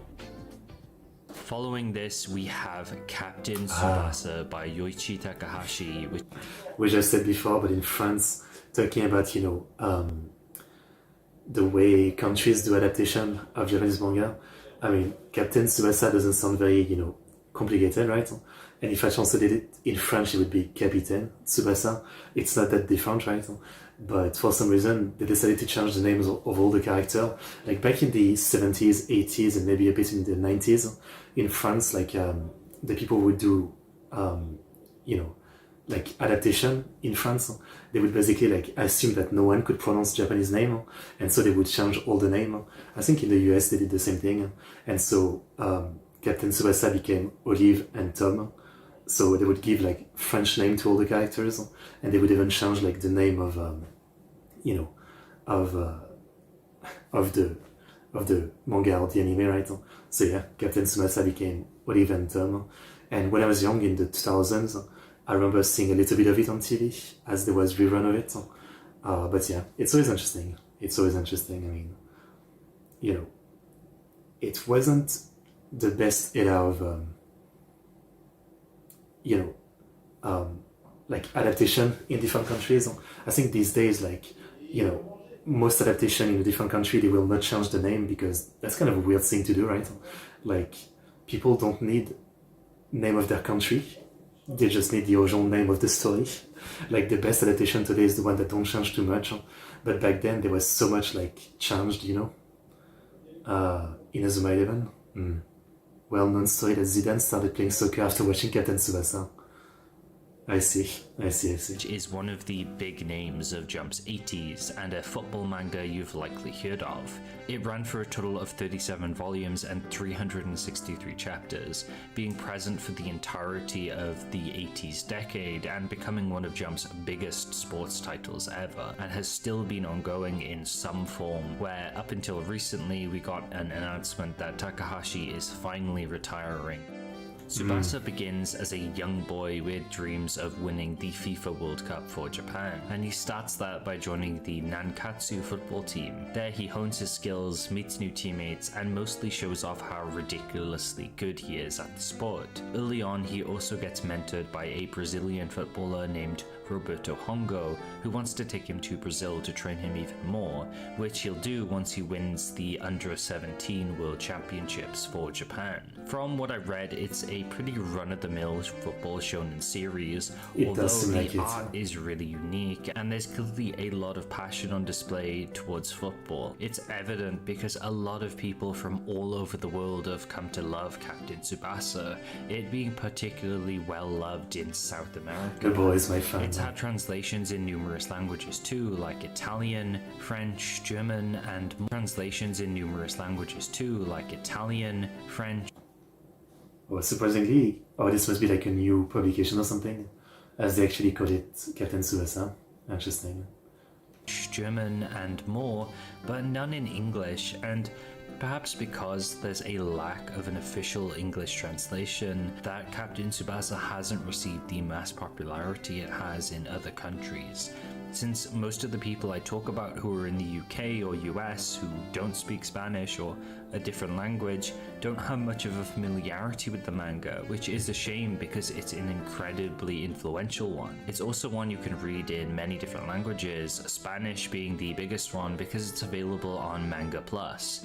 Hopefully one day they do an official English translation though. It's a work that, from my understanding, popularized football a ton in Japan, and it went on to inspire many real-world footballers, and not just Japanese ones, but ones from other countries, with the Captain Tsubasa wiki having an entire page dedicated to footballers the manga has inspired, with names such as Lionel Messi and Cristiano Ronaldo on there, and even with just a passing familiarity with the sport, I understand how big those two names are, which is very impressive. I really think that's one of the good things that, again, I understand that back in the 70s, 80s, media was still new, but name localization was done too much back then. And these days, for like anime, movie, games, manga, I think it's not a thing anymore. Like, the translation will not localize name because that's not a good thing. I think people prefer to get the authentic version of something from a different country rather than something that like translated. At least I feel like that, yeah. First manga alone isn't responsible for all the popularity and influence, however, as it's had a number of spin-offs, continuations such as the current Captain Tsubasa Rising Sun. It's also had tons of anime series, OVAs, video games, and more, many of which are very recent. Captain Tsubasa has remained popular and influential. I guess it is true, a lot of names are hard to pronounce in different countries for sure, but I still think it's better, right? Yeah. I feel like for me, Japanese isn't too complicated, because it is like you kind of pronounce it how you read it in alphabet, right? But if I had to pronounce like Russian name, Chinese name, those are the kind of language where it becomes very complicated, and I still wouldn't want a localization of the name, but yeah, I think Japanese isn't too hard because you pronounce it how you read it. So, yeah. From its inception.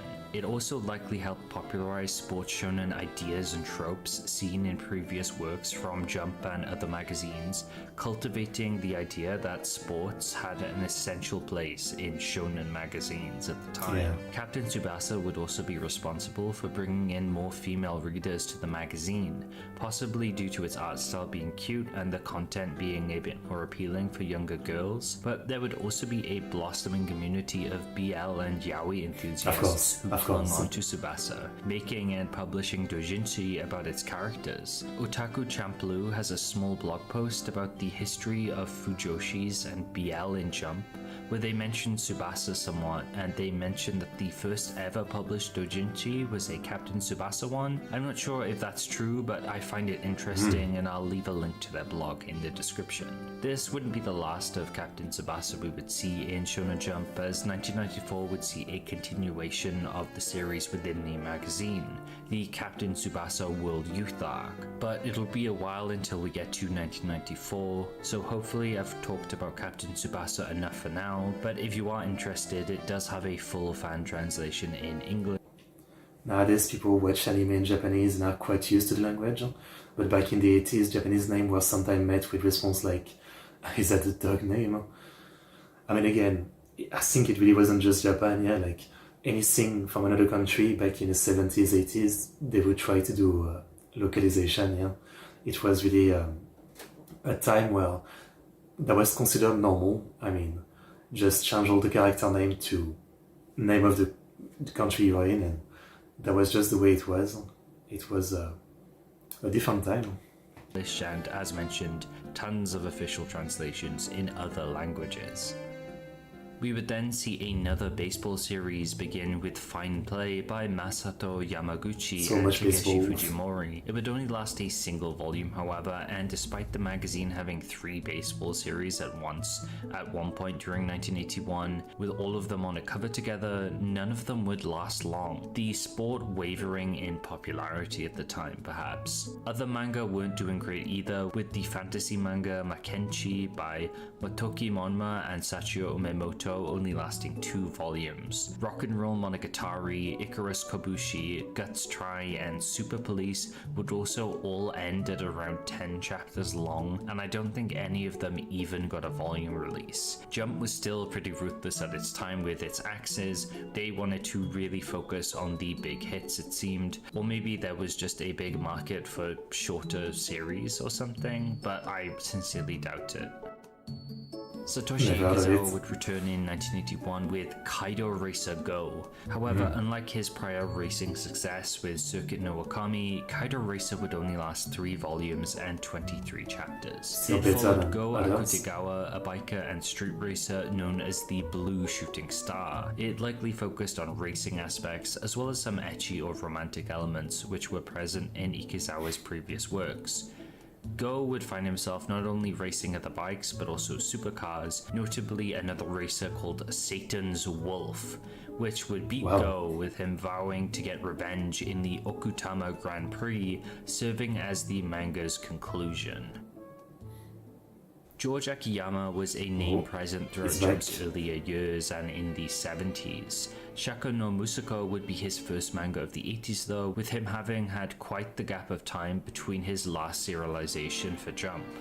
Shako no Musako would only last 2 volumes and 19 chapters and would follow Shaka Freely localized foreign name, as we like to call like Sim or Tima, Zeppelin to Zeppelin, but foreign people tend to call Japanese people loyal to the original spelling. I mean, it's because in Japanese, for example, there's some letters that you guys don't really use, right? Like L, I think. Maybe that's why you need to adapt name like that. his son, a boy who wanders into a small village who has a suspicious amount of money on him, and odd events seem to follow him around, like him scattering 5 million yen into the middle of town for no reason on one occasion. From my understanding, it sounds almost like a mystery horror series, like something Shuzo Oshimi might write, having this odd character in Shaka's son do all these weird things which keep the people of the village second guessing about their motivations. The story seemed to ramp up near to its cancellation, with Shaka's son's motives being revealed, him wanting to build an underground fortress beneath the village to house nuclear weapons to possibly rule the world with, but then he's just abducted by a UFO at the end. Okay. X-Files. It sounds crazy and is kind of expected from George Akiyama, and the rushed ending definitely doesn't make it easy to figure out what exactly happened, but it sounds like a really unique manga and one I'd love to read if it ever got translated. Galga Rival by Keizo Maekawa lasted 4 volumes and 37 chapters, and was an Good amount. edgy comedy manga focused on Shinosuke Yaoi, a student who falls in love with the school's best student, Ai Akamatsu. He's told if he can pass a big school test, then she will go out with him, and I guess wacky rom-com antics ensue based on the premise. It Classic. sounds like more girls got involved throughout the story as it progressed, and it seems to be your standard ecchi rom-com, with many manga like this helping to characterize Jump differently at this time and being quite predominant. Our next manga is... I think so far, like, there's one thing we've noticed quite a bit, and that is changing a bit of my view about Jump specifically, is that in the early 70s there was a lot of more manly manga, right? About like delinquent and Yankees, right? But here in the late 70s and early 80s, we see that there's less of that, and also that the art style has become a lot more cute. Like for many of the sports series, a lot of the art has become more cute. Even though I feel like most people, when they think of like Shonen Jump in the 80s, the first idea is like Okutonoken, you know, like that's kind of the look of everything back then. But clearly it's not true, yeah. Clearly it's not true. I mean, there's a lot of cute art style, you know. Some that I would say are almost a bit like shoujo. is Awazora Fishing by Yoshihiro Takahashi and Fishing, Hiroichi Fusei, lasting 42 chapters and 5 volumes. As you can probably guess, this is a fishing manga. It follows a 5th grader called Masaru Hayase who moved from the city to the countryside where he falls in love with fishing, due to him living next to a stream. Masaru ends up getting new fishing gear, meeting new friends, and I assume it mixes educational content surrounding different fish and the process of fishing with shonen sports elements, though it sounds quite relaxed from what I can tell and likely a chill time. Koshen no Wolf by Ryoji Ryozaki was a short 1-volume baseball story that spanned 4 chapters, following Hiroshi Higurashi, the captain of the Koka High School baseball team who dreams of going to the Koshen. Unlike a lot of other baseball series though, it seemed Koshen... And that, you know, again, drawing were more modern, it will make more children read it. Maybe. I mean, in a way, that's why there's so many remake and readaptation, yeah, is to introduce it to a new audience, because a lot of people don't check out the old stuff, yeah. There isn't a single scene that hasn't been covered in manga. I mean, it's possible. There's so many manga, it's possible. No Wolf took a bit of a cynical look at the baseball world of the early 80s, critiquing it, particularly the gambling angle and how it's being used by adults for their entertainment and profit, rather than purely for the sake of baseball. It seems that near the end of the manga, Ryoji gets to go to the Koshen and decides to just piss everywhere. Okay. Tori, go. Perhaps as some kind of critique or disruption, whether that's to actually address some problem with the baseball industry at the time or just to highlight that Ryoji's a bit of a troublemaker, I'm not sure. Also, his girlfriend, I assume, since he kisses her, has a really sick design and some really cool short hair. You really don't see characters with short hair like this much, so that really stood out to me. Cat's Eye would be Tsukasa Hojo's debut jump, going on to run for a total of 18 volumes and a... I'm sure there is, actually. I mean, I haven't thought of one, but... actually, I think I read one once. One time, many years ago, I read a manga which was like an autobiography manga about an AV director, and... you know, it was really like talking about all of the stuff of how it actually is on set, all of the people, what they do, you know, the actor, the actress, the guy who filmed, the guy who, you know, set up the set, etc. So I don't remember the name because I read that like 10 years ago or something, but I remember that, yeah. I remember that. The number of leftists in the education field has been increasing recently, and Barefoot Gen has been removed from school libraries. Wow, that's really sad. That's really sad.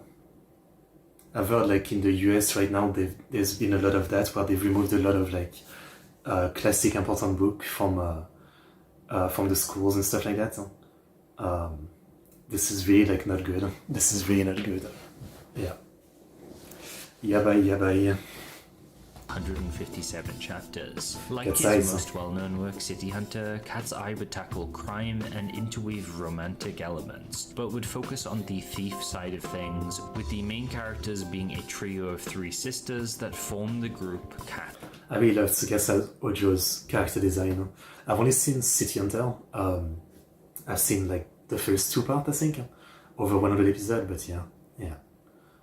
Any manga made by heavy companies? Maybe. I don't know.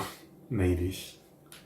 Cat's Eye, who also coincidentally run a coffee shop with the same name as well. Hitomi, the middle sister, is predominantly the main character and gets the most focus, alongside her boyfriend Toshio Itsumi, a police officer who's in charge of trying to catch the Cat's Eye. A lot of the comedy and the general premise hangs on the idea that the 2 of them are rivals, a thief and a police officer, despite Toshio not knowing for the majority of the series that his girlfriend is a master thief. It's cute and silly, and you get a lot of episodic chapters about all the different heists, and it's cool to see. That's the thing, on one side, I think, Tsukasa Ojo is really good art, really good design, fun characters, but having watched, over 100 episodes of City Hunter, it is very, very repetitive. Like, in City Hunter, it's like, every chapter there's a new beautiful woman that Yosaiba is after, and there's some shootout, and, he doesn't really get the girl, and that's it. Repeat every episode. So, I can enjoy it, but it's definitely the kind of thing that really starts to get a bit old way before like the end. And I've not even seen half of City Hunter, so I assume Cat's Eyes is the same, yeah. Oh, many school libraries have no manga, really. In France, when I was in school, there was a little bit of manga in school libraries. Like, not many, but I remember there was like volume of Naruto that was in the 2000s. There was Naruto, there was some Dragon Ball volume, and other manga I can't remember. Yeah. How the sisters steal different things and make fools out of the police force. The romance elements are pretty good too, with a couple of bad outdated chapters here and there, but I'm quite impressed that it's focused on adult women for the most part and treats them quite respectfully, I think. I find it really interesting that a manga so predominantly focused on female thieves did so well in Jump. I am surprised this was in Jump, yeah. And it definitely adds to the feminine presence Jump had in the early 80s. As the manga went on, more story was added as well, it being revealed that the cats are specifically stealing paintings from their missing father. This becomes the main plot that's revisited from time to time. Other shorter arcs exist too. Some are comedy focused and act as more a change of pace, like the time the group go to a ski resort on vacation, or there's also a whole casino arc near the end of the manga. Cat's Eye is also fully translated and you can read it all. Really good art. And it's not bad. It has some good art and there's some nice laughs to be had. Although it does get a bit repetitive from time to time, and the ending is a little bit disappointing due to it having this really inconsequential and sudden twist that really doesn't matter, but it doesn't really ruin the manga either. Cat's Eye would also get an anime adaptation with 2 seasons totaling 73 episodes, a spin-off movie featuring a live-action film from 1997, and a French live-action drama series is currently being produced. There's a French live-action Cat's Eyes. Okay. And there is also a reimagining of the entire manga that's 8 volumes long by Asai Shingo and Sakurai Nakano. Yeah, but Jump isn't the only one, right? You'd think there would be more manga, but I don't know. Maybe Japanese schools don't want manga or something? I don't know. Meguro. Cat's Eye left quite the legacy behind it, and it remains popular to this day, in part because of Tsukasa Hojo's overall success and popularity, but it's an important hit from Jump's early 80s that brought some femininity and class to the magazine. Black Angels by Shinji Hiramatsu is another successful series of 1981, lasting 179 chapters and 20 volumes. It Oh. follows an What Angels music is this? 179 chapters and 20 volumes. It follows an organization known as the Black. I think there was also like a French City Hunter adaptation, I think. Like a live action movie of City Hunter, I think. Yeah, I guess we like it a lot. Angels as they dole out revenge by assassinating evildoers. Yoji Yukito is our main character, and while he usually seems like a nice but meek young boy, when he needs to kill someone, he becomes a ruthless assassin, using his bike as his main killing tool by taking out one of the spokes to use as a needle. The assassinations always involve someone being stabbed in the head, and the words, "A black angel descends, go to hell," being said. It's pretty edgy, but it's quite enjoyable to read.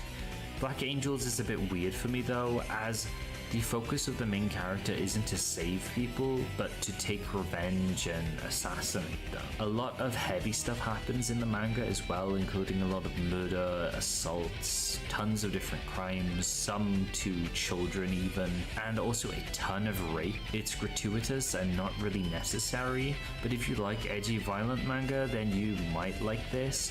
I just find that it's not a very good fit for Jump. Jump isn't usually hyper-violent like this, and the hero in this instance isn't very heroic because they don't even save anyone. The bad things Yeah, then he's not a hero, he's probably like an anti-hero or something. still happen to people, they still die and stuff. Fair He enough. just kills the person who killed them in a really edgy way. I definitely understand the appeal of that, but it isn't very Jump-like, which makes this a very weird manga in my opinion. The manga would gradually shift out of Really? a more episodic format from the Cool, beginning mate. as Yukito gradually gathers new Black Angel members and we learn more about their organization and some backstory. The main villains of this portion of the story are revealed as well, being a rival assassination group called the Dragon Rang Syndicate. From what I read, it begins to veer into Battle Shonen territory, where the Black Angels have to fight various assassins with all sorts of different abilities, but over time other events in the story happen too. Like about halfway through, there's a great earthquake which ravages Japan, transforming the story into something closer to Fist of the North Star. This is kind of interesting because Black Angels and this event actually predate Fist of the North Star by Some countries ban Junior from SNS. Japanese people tend to think manga and anime and games make kids idiots and kids to just study, not have fun. I see what you mean. I mean, this might be a reason there's no manga in school, yeah. I see what you mean. At the same time, I'm kind of surprised because, you know, like manga is one of the, like, ultimate thing of Japan, right? So, you know, you'd think there would be some in the school, right? Sure, like educational one if you want, historical manga, science manga, stuff like that, yeah. I understand they wouldn't put, I understand maybe like not having One Piece or something in the school, you know, even though I think it's educational too, because it has a lot of great life lesson, you know, but yeah, okay. several months. It seems like Jump was just destined for some sort of post-apocalypse violence. The story would then continue past this point as well for a few more years in this new setting, and more arcs would happen until the finale where Yukito goes on to fight the final enemy called the White Angel. It's a This one series I seems might kind of revisit and interesting, read yeah. more of in the future, as I've only read 8 volumes of it myself, and it does have an official translation that was available on something called Manga Reborn before it was shut down, but you can still find the officially translated manga on Amazon Kindle for a decent price, and perhaps it's at other places as well. Black Angels also received 3 live-action movie adaptations, all between the years 2011 and 2012. They look kind of low budget though, but might be some kind of fun, schlocky Japanese movie, but it at least shows that it had some long-lasting popularity over the years. Commander Zero by Jun Tomizawa was a sci-fi police action series that lasted 2 volumes and 15 chapters. It features Rita Hagane, usually a clumsy detective who becomes Commander Zero when the need arises, a super soldier with a reinforced suit who battles an organization called Phoenix who are comprised of modified humans and monsters. Hagane would lead a dual life fighting monsters as Captain Zero while also being his usual detective self.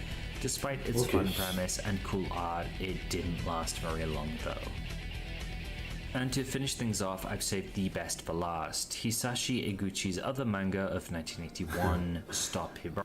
I mean, yeah, like One Piece again has so many great lessons. You know, it has a lot of great lessons about so many things, right? Like, you know, freedom, racism, kindness, equality. There's so many like great lessons. So, you know, I think it's a great manga to have in library. Yeah. The big twist in manga. Not really sure, yeah, maybe. Hibari-kun.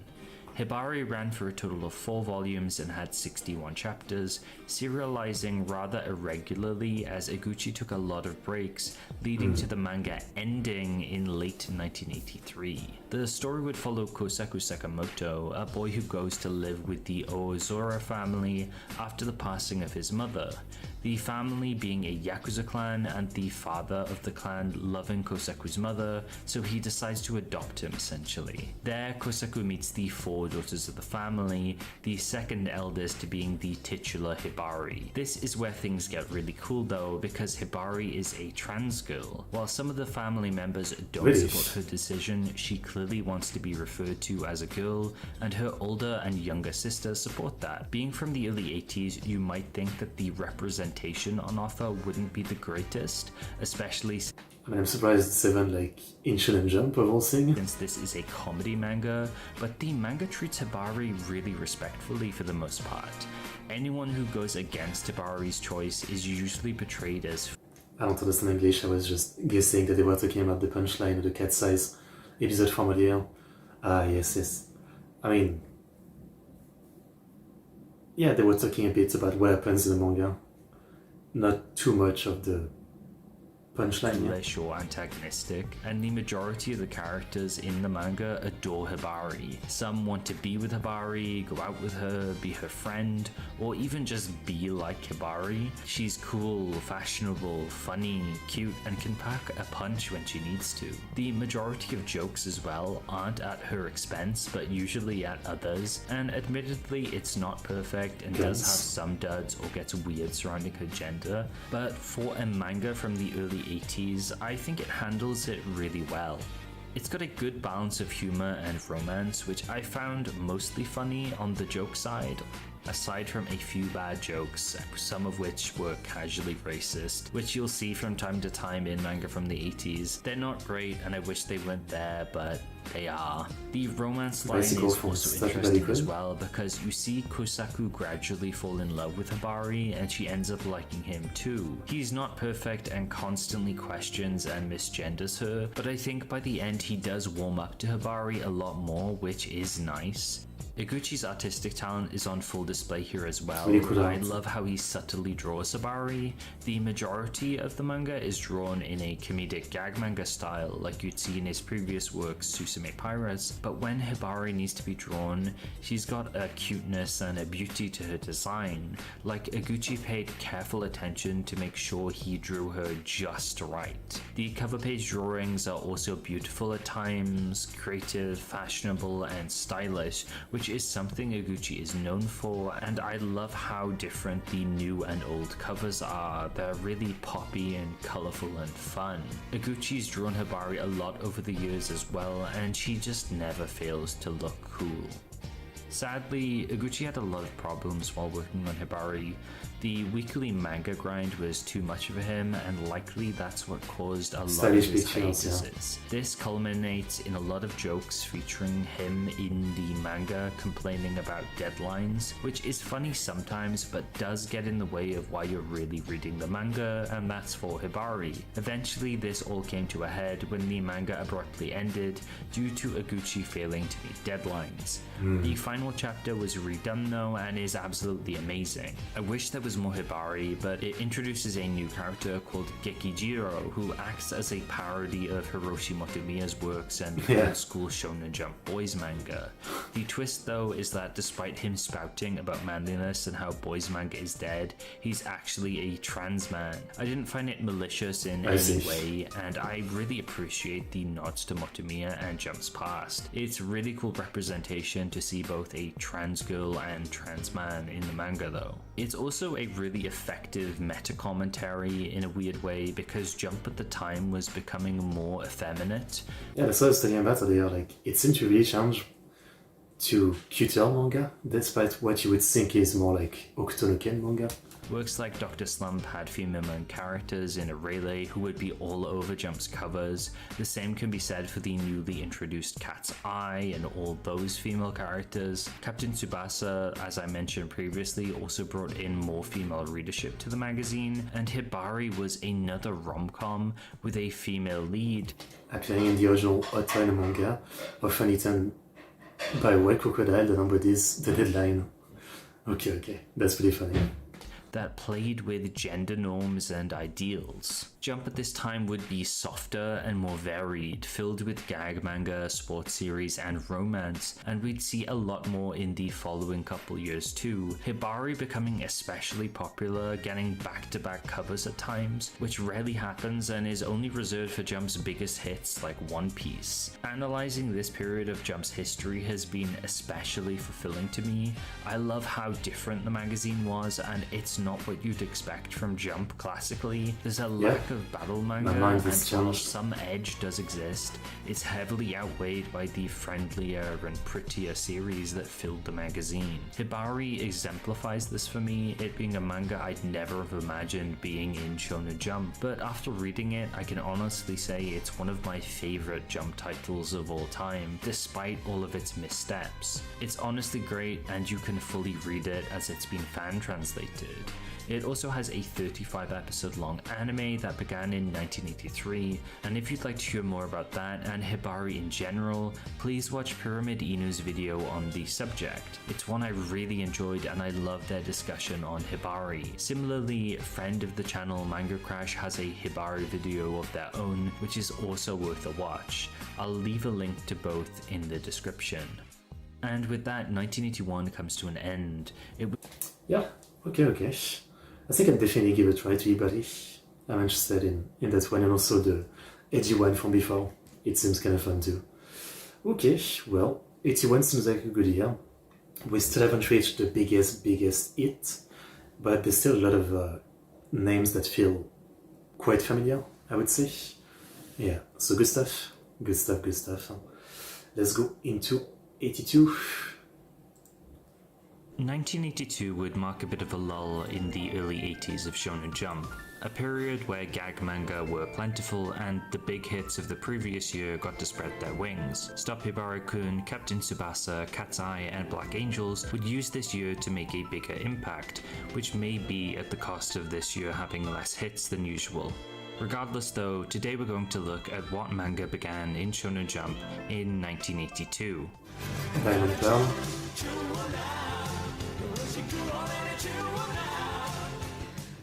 Starting off, we have Scrum by Koji Koseki, which lasted 11 chapters and 1 volume. This seemed to be a fairly straightforward rugby manga where a ragtag bunch of students group up to form a rugby team. The single volume admitted that the illustration of the peanut poster were plagiarized, which caused quite a stir. I'm guessing you probably mean traced here. I mean, yeah, that's a bit sad, but I understand. covers the formation of the team, them training in the mountains, and a practice game from the so sound little of time things. to do the manga, so It wouldn't last long, but this won't be the we do last something we'll like hear this. from Koji Koseki, as they'd end up going on to produce a few large sports series in Jump later on in the 80s. Following the massive success of Ring ni Kakuro, which ended in late 1981, Masumi Kurumada would begin a new series spanning a respectable 96 chapters and 10 volumes called Fuma no Kojiro. Still the Kurumada sensei, would yeah. veer away from over-the-top action sports to pure over-the-top battle manga, this time with a focus on ninjas and swords. While a lot of tropes had previously been established, especially within Ring ni Kakuro, Fuma no Kojiro might be one of the first ever battle shonen manga in a traditional sense, at least when comparing it to what we widely consider battle shonen now.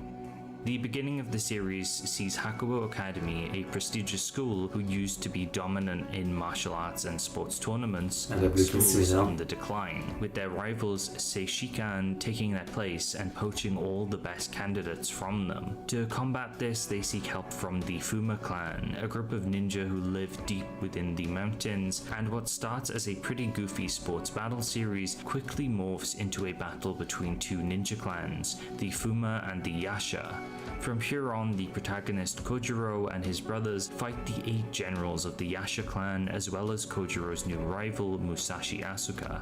Asuka and Kojiro each wielding one of the 10 sacred swords, artifacts that give the users the power to rule the world. Definitely New seems like a enemies appear in straightforward the form of the warriors of shonen chaos. story. Old enemies become allies, characters die and didn't actually die, and swords are collected. A lot of traditional shonen battle manga tropes are on display here. The large cast of characters and endless battles also lead it to feel like a rough version of modern battle manga we see today. It's fairly simple in terms of its plot and character writing, but it's cool to see the building blocks of shonen battle manga assembled throughout the years of Jump's history, and I think Masumi Kurumada helped greatly with that, not only with his career-defining works like Ring ni Kakuro and Senseiya, but also with Fuma no Kojiro.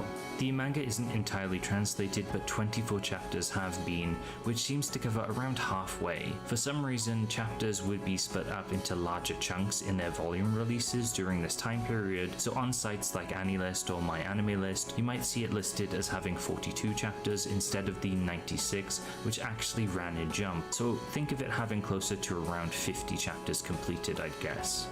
The rest of the story finishes up this Holy Sword War arc and then begins its final arc, the Fuma Rebellion, where the surviving members of the Fuma clan face off against a fake reborn Fuma clan, a group of warriors controlled by something called the Death Crest. Sadly, it seems that Kurumada was unable to continue the series because of his father passing away, leading to the final arc being called fatalistic by some. Despite the situation surrounding its ending, it's a fun manga that was likely quite fresh for its time, but now is pretty basic in comparison to what we have. I do think there's a lot of value in looking back on it though, if you want to see where shonen manga came from or to experience some fun old school battles. Masumi Kurumada's art is great as always too, although a lot of characters end up looking kind of samey. Fuma no Kojiro also spawned a bunch of supplemental material as well, including multiple OVA adaptations, a prequel and spin-off manga, one being Fuma no Kojiro Gaiden Asuka Mumyocho, which is still ongoing. It also got a TV drama in 2007, so it's managed to remain relevant ever since its initial debut, which is very cool. Kickoff to remain Looks relevant. like a very idol group kind of a cover. Ever since its initial debut, which is very cool. Kickoff by Takuchiba would last 96 chapters and 12 volumes. Based on its name and covers, you might assume it was a football series in the same vein as Captain Tsubasa, but it was actually more of a romantic comedy with a football club as its background. It followed Tayo and Yumi, who meet and fall in love at first sight at the school entrance ceremony, both of them joining the football club as a player and a manager, and wacky romantic antics ensue. It's apparently famous for a particular type of scene depicting the two characters looking at each other and repeating each other's names in their heads, something which happened a lot in the manga, 186 times to be exact, from the sources I found, and it seems to be parodied and referenced now and then too. Issue 7 of 1982 saw the cover celebrate the Sapporo Snow Festival, an event that takes place in early February with a history dating back to 1950. Back then, 6 students built... I take part in that in Yakuza 5 as Seijima. 2.5 dimension. I I haven't watched much of that one. 6 sculptures out of snow, and it's been a tradition ever since, with these sculptures getting more and more intricate as the years went by. It's been used a lot by various companies, organizations, and media franchises to advertise too, Shonen Jump being no exception. I'm not sure whether or not they did collaborate and build a snow statue in 1982. There were sculptures of the Ioani Palace, King Kamehameha the Great, and some dinosaurs from this year. It would also be the first year with an English flyer, not something I could find, but this was an event that did have some international popularity surrounding it. In 1985, Kinnikuman would feature heavily getting a statue, and in present day, the 2024 festival had a Jujutsu Kaisen statue as well as merch tied to the event. I wonder if anyone has made the Gintama Neocyclone Jet Armstrong cannon. I wonder if someone made it. Other popular anime and manga like Gundam Seed Freedom also saw them getting a small statue to tie in with the recent movie Looks really release, cool. and Golden Kamui, which makes sense as parts of the story take place That's nice. around this region. Shiraishi in the back. That's nice. Honestly, I'd encourage you to look into it yourself, as some of the sculptures made are very cool, and I'll definitely be keeping my eye on it next February to see what people make. I'll also take this intermission Dungeon to Mishi quickly too. gush about Man, Hibari that's once really again, cool. who is center stage on this cover. Hibari only had 13 chapters at this point, but was often front and center, a testament to its popularity. She was also featured alongside Aurelie for the 700th issue cover, and had a bunch of solo covers towards the end of the year with some great artwork, further cementing the manga's popularity. The Fighter by Toshio Tanegimi and Eidai Aoki lasted 14 chapters and 2 volumes, and was a manga about fighter jet self-defense planes. force, The huh? current top plane is shot down by a new Soviet These one called artists the in the MiG-31, military. so it's up to Japan with their brand new fighter plane equipped with an artificial brain to fight back. It's an interesting and foreign concept to me, not something you'd expect from Jump now, but vehicle-based combat series or racing series were very popular with boys in the late 70s and early 80s. The Fighter seems to be more technical and mature in some scenes, with a lot of dialogue and a focus on the self-defense forces developing new planes. The action seems cool though, but even back then I'm not sure this is a manga that would have ever lasted very long.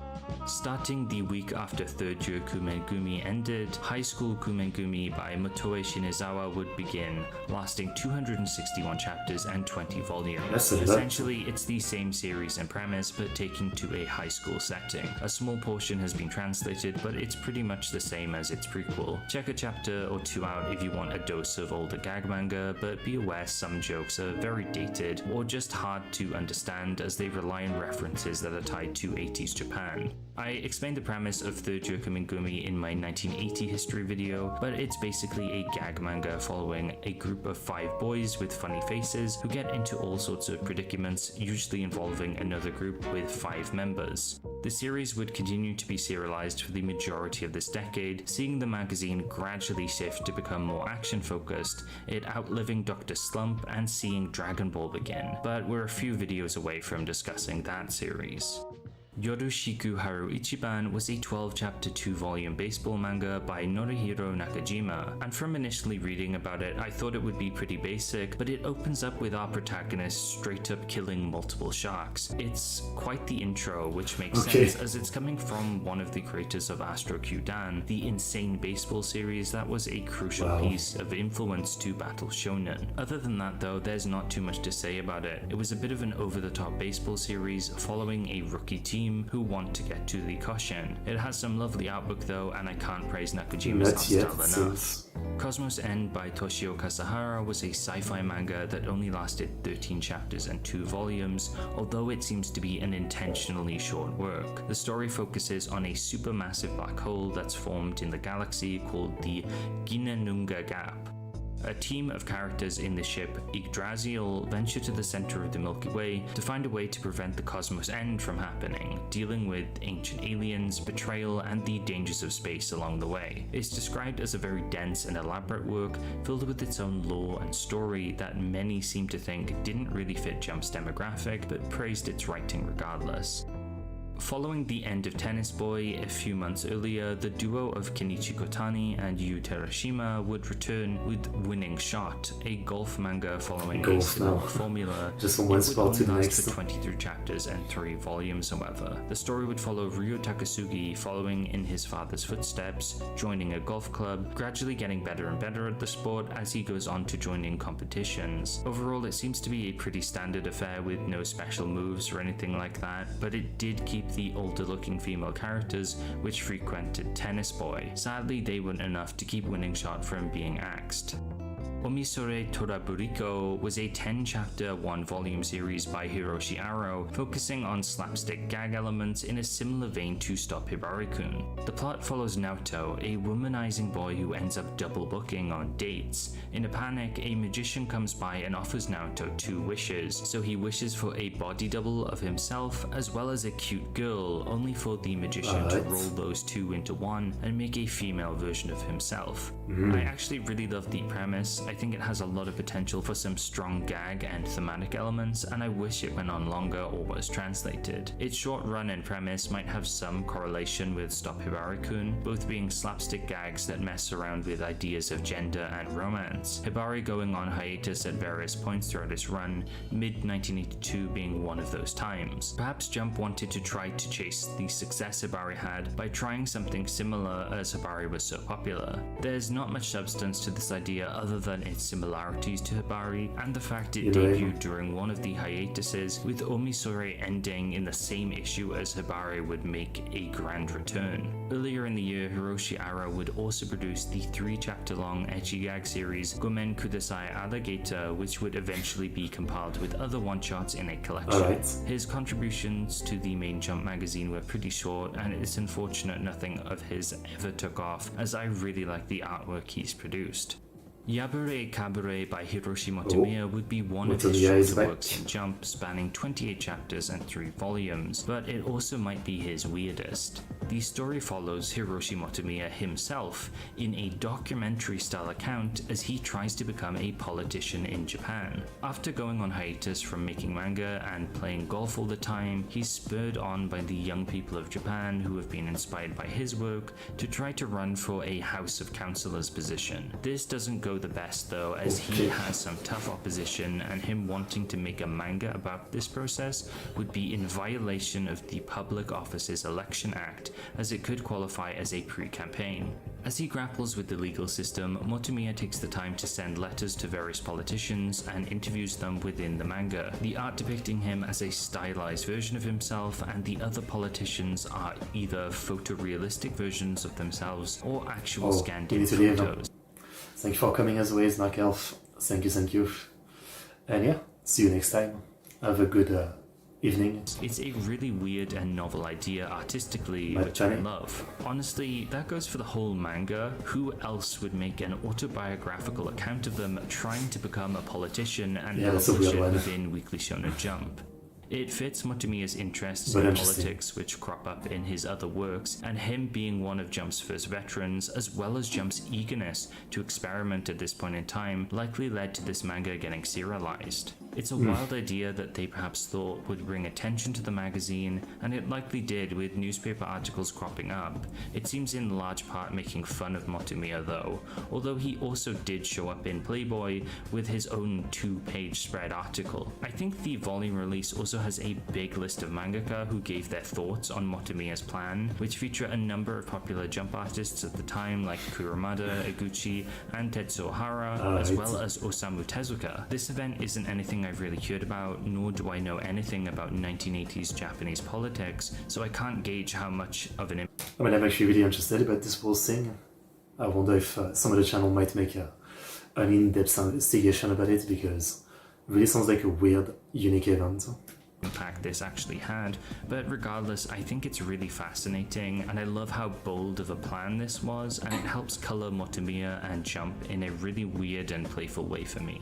Nobu ga Iku by Motoki Monma would last 11 chapters and 1 volume. It was a kendo manga following Tokuro Nobu, a boy who wants to be the best at kendo. From what I've gathered, it was a pretty straightforward sports manga featuring a lot of popular tropes from the time, like the main character having a deceased father figure, a strong rival school, and some creative use of kendo as a sport based on some of the artwork I've seen. I don't think any characters were superpowered, but many seem to have their own gimmicks, like one being blindfolded and another having some super fast seeming technique. Despite some praise for its amount of characters, not many people were impressed by it, which is likely why it got axed so quickly.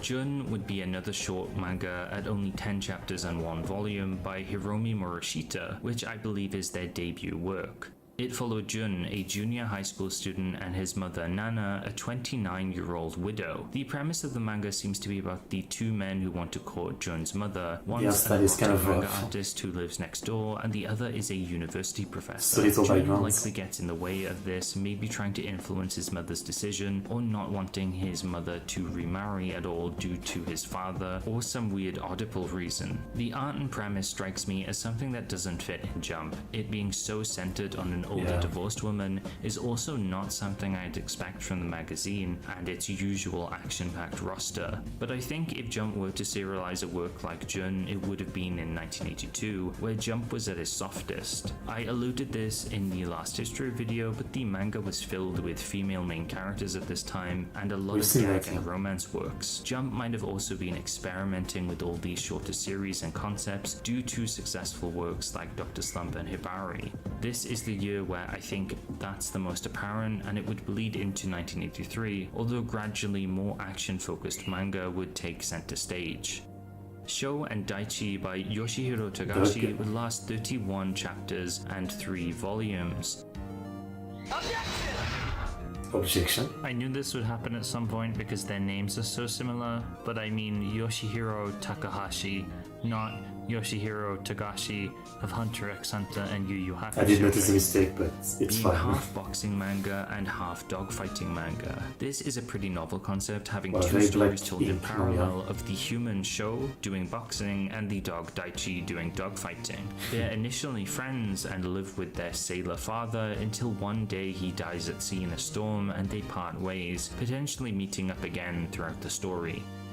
A sport you don't really get to see depicted in manga today is surfing, and that's what Umi no Senshi is, which lasted 10 chapters and 2 volumes by Tetsuya Suruwatari, best known for their seinen manga series, Tough. Oh, I've read all of Tough, and it's a lot. I think between the original Tough and, well, the original was Koko Kekaran Tough, I think, and then Tough, there's like 800 chapters or something. I said it before, but I absolutely love martial art manga, and Tough is definitely, it's one I would only recommend if you've read the better one, right? And you're still starving for more. It's very long. It's, got a pretty good art. It's a good amount of fantasy martial art, but it's really not on the level of, some of the better one, I would say. But it's still like, if you have literally nothing else to read, it's still like kind of alright at time, and not bad fun, I would say, but it's not a masterpiece or anything, but I like martial art manga a lot. Umi no Senshi followed Ryo Katagiri, the best surfer in Japan, who has osteosarcoma and not long left to live, so he wants to challenge the other best surfers around the world, including the Australian monster Mike Rogers. They decide to surf around the dangerous Red Reef Point, which is known for its sharp corals and impossibly large sharks. Here is where you realize that this... It is definitely the author of Tough, yeah. I mean, Tough has a lot of weird stuff. Again, it's very fantasy martial art. With people having absolute crazy, I don't know if I would call it power, but like control of their body and ultra unique technique and just madness. Isn't really a very serious surfing manga. It's super over the top and very violent, with one of the character entrances being them driving a Rolls Royce through a wall. It would end with the main character surfing into the sunset of Japan, presumably dying doing what he loves. Based on the descriptions I could find, this doesn't feel very suited to Jump, but would make for a great so bad it's good action movie. Yoroshigu Mechadark would be one of the better fairy manga of 1982, getting 88 chapters and 12 volumes that ran for a further 25 chapters after a short break, being Ryuji Sugihara's biggest work in Jump.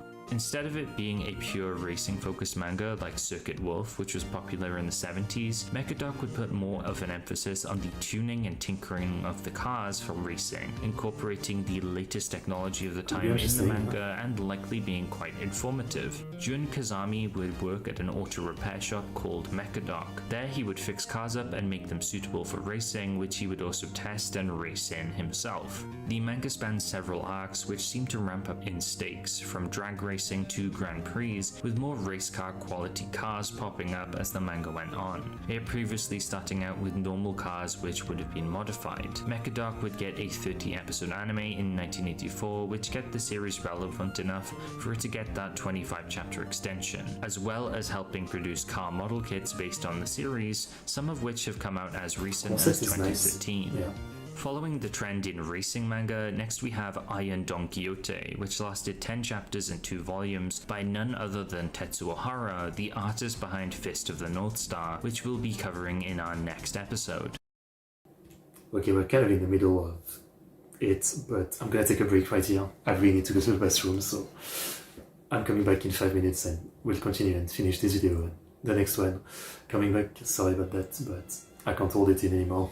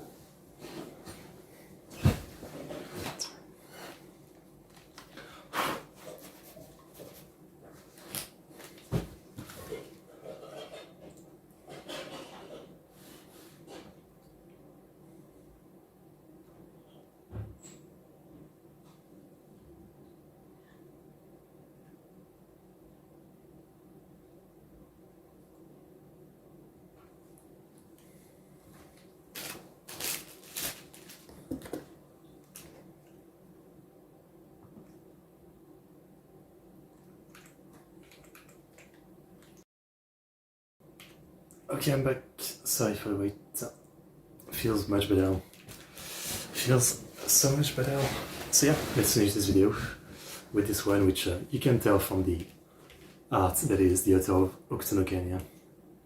Definitely. So perhaps it's a good thing Iron Don Quixote didn't last too long. This is a motocross manga that's partially translated. Maybe at some point someone will finish it, as it's only 10 chapters, but right now you can read the first 4. The story follows Gen Kurosu, a lone biker aiming to take down Japan's biggest motocross team, the Red Army. It's less traditional in its portrayal of the sport, with a lot of violent acts being performed, which some have described as being similar to Fist of the North Star. It also features a rival character that reminds me of Shin, as well as a heroine who slaps the shit out of Gen called Shirona Rika. Wow. She's very cool, and I found her surprisingly likable with the short amount of page time she has. Definitely a standout for me, and a neat little manga from this year. Mekin Butai by Hikaru Yazaki was a short 5-chapter miniseries, which in English translates to Sterilization Unit, and is pretty dark for a manga that ran in Jump. It starts with a US military helicopter crashing into the Alps, which house a dangerous virus. This ends up spreading to a small school, and it's up to the US military to deal with the problem to keep their secrets safe. What follows is them trying to sterilize the staff and children of the school, i.e. killing them, with the teachers and janitors fighting back, trying to save the kids, them dying fairly gruesomely in the process. Other events that happen include a student being burnt alive by a flamethrower, and the female teacher lying naked in the road in order to steal a car to escape. It sounds especially wild and shocking, and I'm surprised this was allowed in Jump with how visceral it is. And to finish off 1982 is the similarly short 6-chapter 1-volume Kurobe Hikyo Monogatari Hasaitai wo Nuke by Yumi Kazuto, or in English, The Secluded Kurobe Story Into the Shatter Zone. This is a documentary biographical manga focusing on the construction of the Kurobe Dam, which has been heavily featured in kaiju movies like 1961's Mothra, 1964's Ghidorah the Three-Headed Monster, and 1966's Gamera vs. Baragon. The construction of the dam also took the lives of 171 people to complete it, which is reflected in the manga as it focuses on the dangerous working conditions that the construction workers faced while building the dam. This includes fracture zones of weak earth that give way into underwater tunnels that likely crushed or drowned those who fell in. This is another odd manga that doesn't really fit what Jump is, I mean, at this point he keeps saying that, but clearly there's so many of them, so I'm starting to think that again, you know, early 80s was a very, very exploration period for Jump, where they weren't sure what they wanted to be and what fits or not. And you know, today we have a clear idea of what fits Shonen Jump or not, even though I still feel like even today there's more variety than you'd think.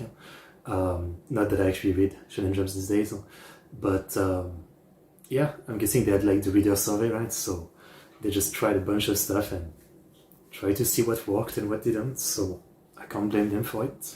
Documentary style work drama about dam construction, which I imagine would mostly appeal to older people, but could have served some educational purposes. 1982 overall was very weird, with me initially thinking it would be disappointing with its lack of heavy hitters, and while I don't think any manga from it are amazing in this year, the majority were very interesting. From those I mentioned today, you can read some of Fume no Kojiro, High School Kumengumi, and Iron Don Quixote, if you want a small peek into this period of Jump. From next year onwards, we'll start to talk about some really big heavy hitters in Jump's history, namely Fist of the North Star. For now though, if this is your first video in this series, you can check out the other ones I've made covering Jump's history from the very beginning in 1968. And if you'd like to hear me talk... Alright. Good stuff. Nothing too interesting for me in this year. 82. Well, actually, I might be forgetting one. No, I mean, I guess less interesting stuff overall in 82. Nothing that I feel very, very compelled to check out. Or I plan to overall, you know, but still, you know, the story itself is nice to see, like, there was so much variety and experimentation in what they had, you know. So not bad. Not bad, huh? But yeah, next we have 83, and I see that Okutonoken is coming. I think we'll stop at this video though, so final one for now. 1983 is a year that sees Jump continue to innovate and acts as the gateway to Jump's golden age, which we're not quite at yet, but are still starting to assemble some of its crucial pieces. This is a year full of exciting manga which I've wanted to read for years, classics among classics as well as some smaller, lesser known works. So without delay, let's head straight into the explosive year that is 1983.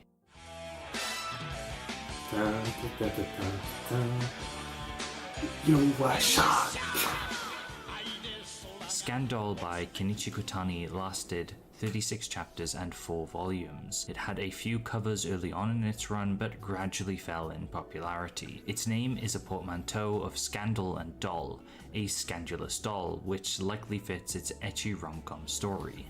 The plot follows Yusuke, a boy who ends up between two witches, Rika and Risa. Thinking they're sisters, he's torn between them, but in reality they're the same person, whose personality changes when they see a mirror. The story runs with this premise for a while, but ultimately seems to get convoluted, which might be the reason it got axed. It's a shame, as the initial premise sounds very fun. Bishamon Koko, or Bishamon High School, lasted 21 chapters and 3 volumes and was created by Akira Miyashita. I'm happy to say that Bishamon High School holds up a lot better than his previous works on some fronts. It keeps the charm of his previous works without really being homophobic or overly mean to any specific groups. It's also fully translated. The story is split into a few different small arcs, each revolving around different sports like golf, marathon, boxing, and first and foremost, baseball. Our protagonist Sanshiro belongs to Bishamon Village, a small poverty-stricken village that resides within the mountains of Japan. Here everyone is dirt poor, and the headman of the village finds an old-school glass Coke bottle and admires its master craftsmanship. I think that helps kind of show how out of touch they are to the world around them, as well as giving you a taste of the kind of dumb jokes this manga likes to crack. Sure. To get more money for their village, Sanshiro and Bishamon High School enter the Koshen, beating other teams through over-the-top violence and wacky antics until they reach the finale where they face off against a team of hardened criminal baseballers. Through the use of underhanded tactics, the criminal team push Sanshiro to the brink. It's then we get a brief flashback scene, and while it's played for a gag, we learn that Sanshiro's mother died when he was younger, wanting the taste of sugar, something she only ever tasted years ago. But due to the village's poor condition, Sanshiro couldn't find any. What we end up getting is Sanshiro passionately in a rage, declaring that nobody should fuck with the poor and their way of life, that they will find happiness in their own way, and it's a genuinely touching scene. It is a really silly manga about over-the-top sports, but there's an undercurrent of respect for the poor and their struggles, that despite everything they will continue to fight on. The manga doesn't quite hit this emotional high again, and future arcs are much shorter, generally following the same pattern of Sanshiro attempting a new sport for money, but giving it up because it's not worth a certain sacrifice or because someone else deserves the money more. The final arc gets pretty crazy though, with the Prime Minister of Japan attacking Bishamon Village due to them never paying for taxes. They're given the choice of either paying them or leaving the village, which they refuse and instead declare independence. Platoons of soldiers, aircraft carriers, and tanks are deployed to take out the small Bishamon Village, but despite all of that, Bishamon Village fights back, takes control of a tank, and attacks the Prime Minister head on, the manga ending with them gaining their independence. It's so silly and a genuinely fun read with some nice sentiments surrounding poverty and defending one's own way of life. I definitely would recommend checking this one out, and I think it's one of Akira Miyashita's best works from what I've read at least. Alright. Wingman by Masakazu Katsura lasted 85 chapters and 13 volumes, and is a transforming hero manga that you might have actually heard of before. The plot follows Kenta Hirono, a boy who dreams of becoming a hero, just like his favorite Sentai shows, when one day a scantily clad girl falls on him from the sky. This is Aoi Yume, a princess from a mystical alternate dimension called Pod Dreams. Kenta takes care of her, but while she's unconscious decides to draw in her notebook because he thinks it looks cool, and unlike most teens, He doesn't draw a dick or one of those fancy S's, but his wingman persona, which triggers a transformation in him. Unbeknownst to him, he just wrote in this powerful artifact called the Dream Note that makes anything drawn on it or written in it come true, with some caveats. I found it quite loosey-goosey with its rules throughout what has been translated, and it's mostly used to do whatever the author wants. It's best to just ignore its possible endless uses, to be honest, and focus on the series for what it is, which is pretty fun. Wingman juggles Sentai Monster of the Week style plotlines with ecchi rom-com elements, which makes for a good light-hearted time. It has some good designs with the wingman suit and the monsters, although these scans are a bit rough at the beginning, as is the translation, but they improve over time. The left What panel looks surprised me really good. most is the female characters, which, while being sexualized as this is an ecchi, are pretty enjoyable characters, and they get to fight eventually and even save Wingman on occasion, which I love to see. While it isn't fully translated, you can read the first 50 chapters or so, and if the concept sounds appealing, or you want to experience a piece of Jump and Masakazu Katsura's history, it's definitely worth the read. Wingman would also be adapted into a 47-episode anime in 1984, a pretty quick turnaround and a testament to its popularity. It would also get some other supplemental media, including a PC-88 game. What is the aesthetic of PC-88? Can Everyday ran for 12 chapters, originally before moving to Fresh Jump for a total of 5 volumes, and was created by Hisashi Tanaka. I don't actually know how many like offshoot of Jump there is, yeah. There's like 4 or 5 more magazines, right?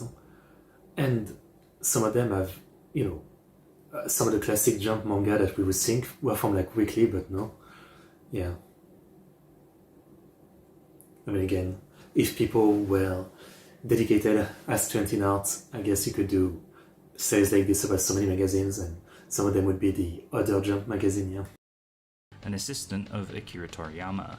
The plot follows Kan, who is a witch who travels from the demon world to the human one to complete her studies. There she meets a boy called Mitsuru, and romantic shenanigans ensue. A big part of its comedy seems to stem from Kan not really knowing human customs and being overall clumsy, which paired with the really nice artwork makes it seem really cute, and I wish I could have read some of this one.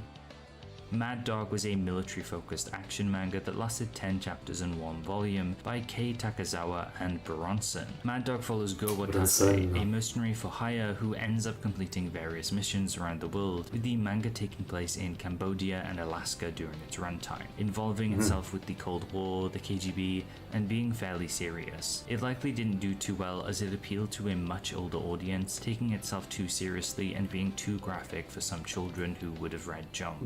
Yeah. Shape Up ran by Masaya Tokuhiro lasted 128 chapters and 14 volumes, being a comedy manga focused on telling a lot of dirty jokes, which according to Mr. Graham, someone very familiar with Masaya Tokuhiro and their works, says was very popular with female readers, likely due to all the dick jokes. Having a female protagonist... Isn't that like... You would say the opposite, no? Like, it's very popular with boys because of dick jokes, which, we love doing. Wouldn't it usually be what you say? I mean, okay. Yeah.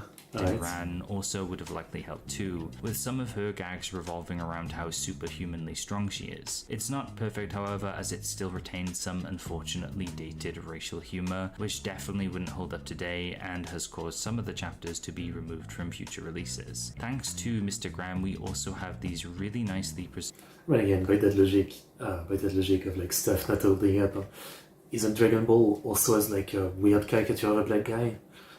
I forget his name. Is it Mr. Popo? And people always talk about that, it's like we can acknowledge it's wrong, but at the same time, it was a thing of its time, and the rest of everything is pretty great, so like, say that part is bad and move on, right? I don't really think you need to remove stuff. Color pages of Ran. It's not like the full manga is racist, it's like, one misstep. Color pages being something you don't get to see much from older Jump series, as many just appear as black and white in volume releases or are lost to time. While Ran isn't translated, there's the possibility of it being in the future, as Mr. Graham helped translate the original run of Jungle King Tar-chan, a future manga by Tokuhiro, which we'll cover eventually, so you might want to check that out as it may give you an idea of what Ran might be like comedy-wise. Tenchi wo Kurao, or Devouring Heaven and Earth, was a 62-chapter, 7-volume manga Motomiya by once again, Hiroshi Motomiya, being his interpretation of the Romance of the Three Kingdoms. I have zero bearing on Chinese myth, but this is a very loose version of the same story, with a major twist in that demons exist in this version and seem to be quite prevalent. I mean, Romance of the Three Kingdoms is literally like fiction in the first place, as it's a fictionalization of the historical record of what happened during the Three Kingdoms, right? Yeah. It did quite well in Jump and was very popular, getting numerous video game and arcade adaptations, but ended before completing its story as... I mean, the peak Three Kingdoms manga, though, is Kingdom, as we all know. I used to read it, and I'm basically waiting for it to be over to read it again from the beginning and get the full story, because Kingdom was peak. Seriously peak. I wish there was like a Sengoku Jedi manga at the level of Kingdom. Hiroshi Motomiya lacked motivation due to waning interest in the Romance of the Three Kingdoms. It's not every day a manga ends due to the author just willing it, especially one that was decently popular. Albatross Tonda was a golfing manga that lasted 11 chapters and 1 volume by Makoto Nakahara and Motoki Monma. It seems to be a pretty run-of-the-mill golfing manga though, although the protagonist was depicted as being rich and more wealthy, while the main rival was a poorer character. An interesting choice and possibly a bit subversive for the time. This also seemed to be the last golf manga Jump would have for a while, with the next one being Rising Impact in 1998, a long ways away. Here it comes. And here we are. Yeah, it is. Bulanson finally getting his big break. I mean, we've seen Bulanson's name so many times before, but never seemed to get anything too long. Here it is. Yeah, I've watched the first adaptation of Hokuto no Ken, which is about 100 episodes, and it's not the full story, but I've watched only that part. Then I tried the second part, but I realized I was kind of done with it. You know, a lot of the work of this time, as is pretty obvious, are very, very repetitive. City Hunter, Cat's Eyes, Hokuto no Ken, probably all the delinquent and baseball manga, right? It's, you know, very episodic and very repetitive. And Hokuto no Ken is no different. I mean, you know, there's a main story about like Ken going for revenge against someone and trying to find his wife, but along the way it's literally like villain of the week every time, and you know, it can be fun and there's a few standard story here and there, but if I'm to be honest, it is very, like, I don't know if I'd recommend it overall, you know. I'd recommend to, like, I'm sure someone made a guide out there of like the very important episode or something, which probably cuts down the manga or the anime by like 80%, and that's what I would recommend personally, as it is really the kind of series that like, it's just too repetitive, even though it's fun and it's cool, but it's just too repetitive. I guess the other thing I would recommend is to play the Yakuza Hokuto no Ken game called Hokuto no Ken Lost Paradise. I think it's still stuck on PS4 though, maybe 5 as well, but I was able to emulate it last year, and it's basically made by RGG Studio, the studio behind Yakuza, and it's basically like story-wise, it's, you know, a fairly fast retelling of, you know, Hokuto no Ken, with a very kind of Yakuza kind of gameplay. It's not that great compared to actual Yakuza game, but if you want like a fun game with a quick retelling of the story, I guess it's an option. 10 videos deep into this series, and we finally hit one of the biggest classics Jump's ever seen, Fist of the North Star, or Hokuto no Ken. Running for 245 chapters and 27 volumes and created by Tetsuo Hara and Bronson, Fist of the North Star isn't just a well-known manga in Jump circles, but also anime and manga in general, namely for... お前はもう死んでいる。何? Nani? I told the story before, but like in France in the 80s there was like a children program called Club Dorothée, which you know, they would air anime, cartoons. They had like an hostess who would, you know, do children education stuff and all that, and the story goes that they would buy like a ton of anime from Japan without really checking them, and at some point they got Hokuto no Ken and they realized that it was ultra violent and fucked up and all that, and this, you know, they had bought it, so they still wanted to air it, so they started like editing it to an insane amount that, 24-minute episode would sometimes be cut to 10 minutes because they would cut out all the violence. And basically the episode would make no sense. So like people who grew up in the 80s and saw it on TV remember it being like, an absolute mess because of how they censored it back then. Again, localization and stuff like that was really common back then. So it's a pretty funny story of how it was butchered, right? In France back then. But in recent years, it's been getting an official hardcover re-release by Viz Media in the And there's a new anime adaptation right now in 3D, which seems pretty terrible. West, which is very nice if a bit expensive. So far, at the time of writing, 11 volumes have been released, with me having read the first 10, which consists of the first half of the series. It has had other releases in English throughout the years too, with a single issue format being released in 1989 by Viz, but only totaling 16 chapters, and the Fist of the North Star Master Edition by Gutsoon Entertainment that saw the release of 9 full covered volumes covering the first 74 chapters from 2003 to 2004, which had exclusive art done by Tetsuo Hara for some covers. For once, I'm actually going to give a spoiler warning for this section, as it's a manga people likely want to read and is really great, and is... I mean, again, for me, like, it's important historically, and there's some cool stuff about it, but again, having watched the first 100 episodes of the anime, and maybe actually, now that I'm thinking about it, I might be totally wrong, and a lot of what's in the anime is filler. That might actually be the case, I don't know, but yeah, from that impression of the anime, yeah, again, it is insanely repetitive, and very simple, right? Like, Kenshiro is literally like, very few times in actual trouble, and so every time it's villain of the week where it just beat someone, make someone explode to death basically, and move on to the next place, and all the characters introduced usually don't come along, and that's it. Yeah, it's like Pokemon basically.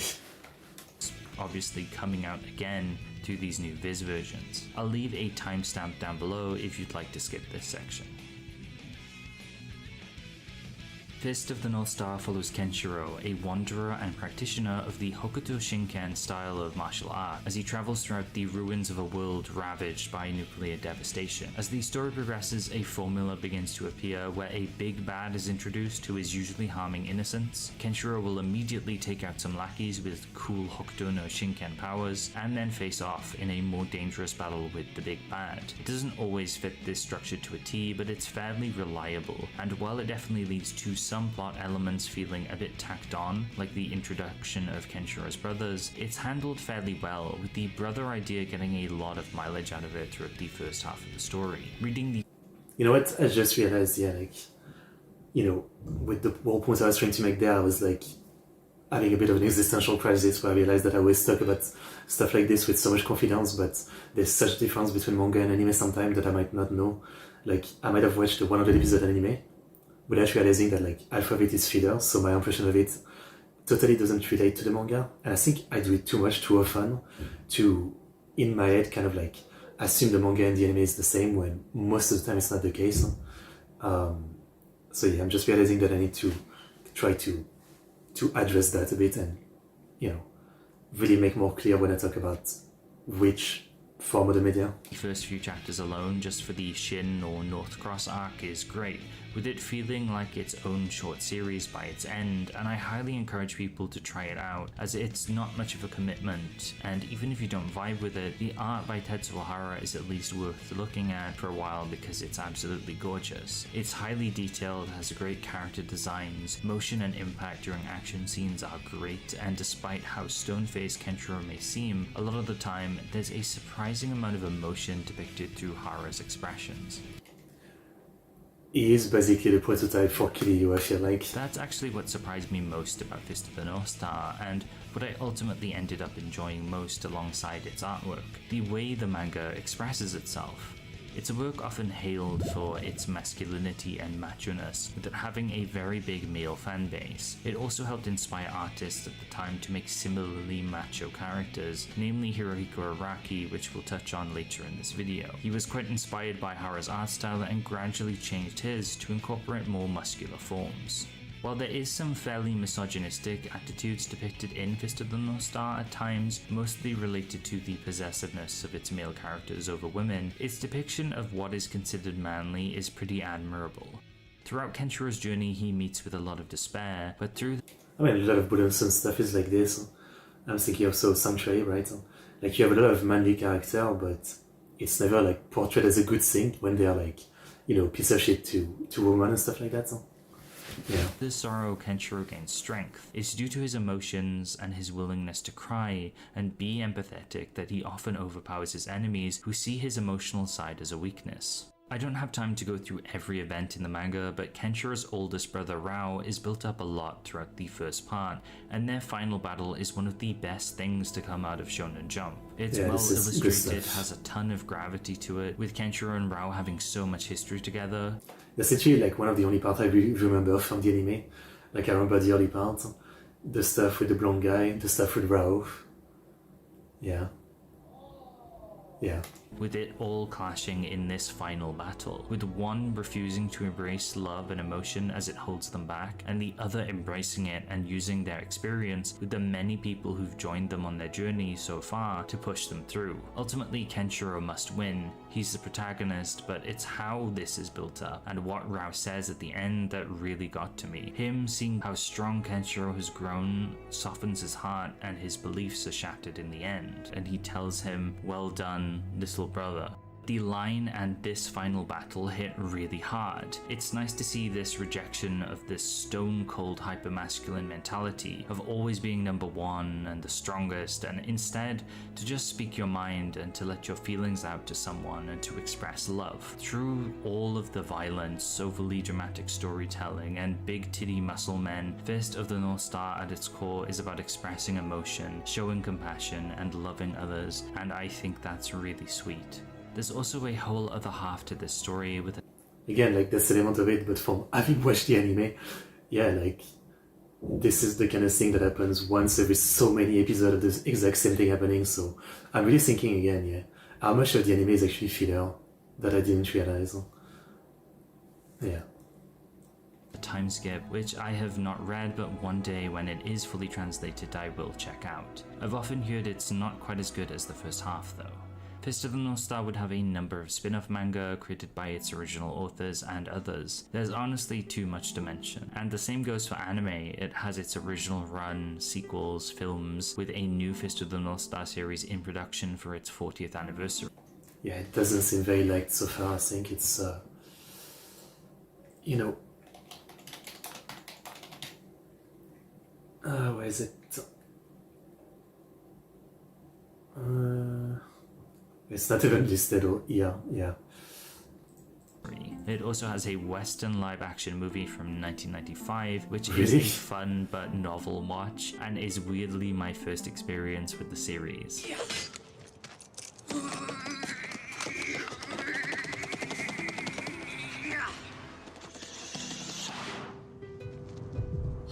What are you trying to do, tickle me to death? Don't turn your back on me! You're already dead. Okay. This seems absolutely terrible in the best kind of way. It's also had a variety of supplemental media, That's including many paradise. video games, the most prominent one being Fist of the North Star Lost Paradise by Ryuga Gotoku Studios, the people behind the Yakuza games. Yeah, I emulated it late last year. So with the PS4 emulator, Chat PS4, you can emulate it if you're interested.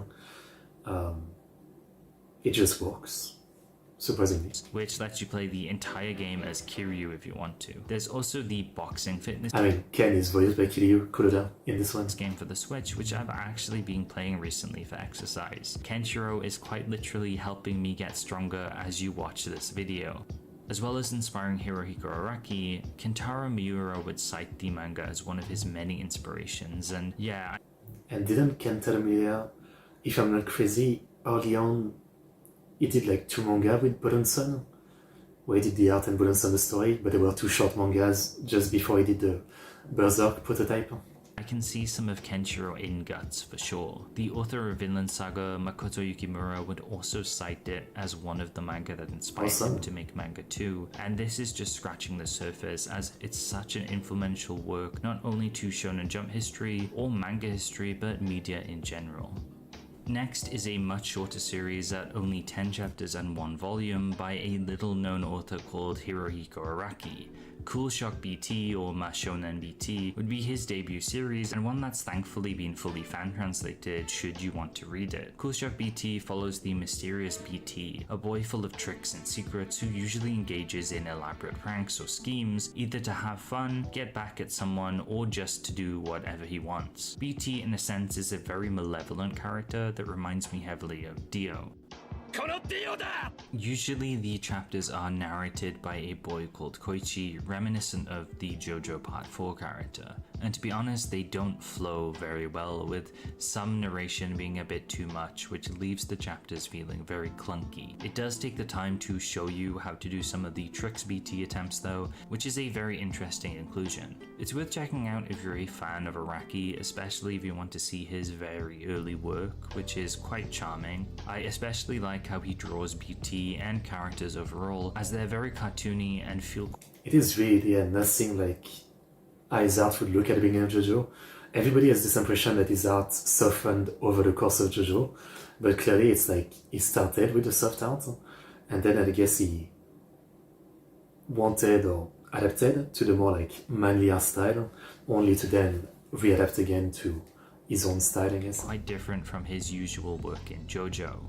While BT wouldn't last long and you'd think it would fade into obscurity, it's actually recently gotten a sequel, Side Story, written by Nishio Isin and illustrated by Nishio Isin of Monogatari, Suka Demizu, two modern Jump veterans. This is Cool Shock Old BT, originally a one-shot but has also had a second chapter made as of very recently, and also even more recent is a reboot of Cool Shock BT which began publication in Psycho Jump. I'm not 100% sure if this is a series or just a one-shot, but it's very cool to see such an old manga receive so much love in modern times. Ashita Senpai by Hideaki Hataji and Juzo Yamasaki lasted 22 chapters and 2 volumes, and what may seem to be your average baseball series was actually more of a coming-of-age drama to begin with. It followed Tenpei grappling with his love interest Sawai at the beginning, apparently not touching baseball until 12 chapters in, with Tenpei having a complicated history with it. Already we're off to a weird start. Ashita Tenpei seemed far too adult for Jump though, with it tackling topics like compensated dating, suicide, cheating, and sexual assault in its first volume or so. The depictions from what I could find aren't graphic in a visceral sense, but art-wise are very upsetting. Definitely not something I'd expect from Jump content-wise or art-wise either, as it conveys a lot of heaviness in this one page, for example. It just kind of floored me when I saw it, to be honest. The manga also features a cross-dressing character apparently as the manager of the baseball team, which I think is pretty cool, and the latter half of the manga focused on whipping the delinquent baseball team back into shape, which gives me some Rookies vibes. Sadly, it ends just as the baseball begins. It could have been a very mature and interesting work to be serialized in Weekly Shonen Jump, but at the same time it sounds way too heavy with its subject matter, so I'm not sure it was a good fit.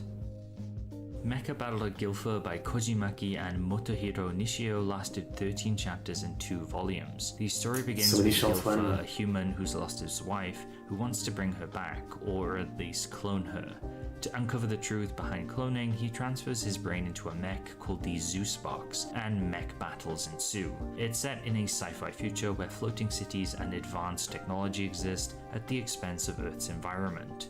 Japan has also sunken to the seafloor, leaving all Japanese people to be spread across the world, in a similar vein to Guilty Gear, I guess. The story also seems to deal with transhumanism and ideas concerning what is human and what is robot. As Gilfer's consciousness has been transferred to a robot body, it's asking the question, is he human? He also wants to clone his wife, and would the clone be human? Androids and cyborgs also exist in this world, and overall this sounds like a really fun mix of heavy sci-fi with robot battling, something which I wish lasted a bit longer and maybe became a hit.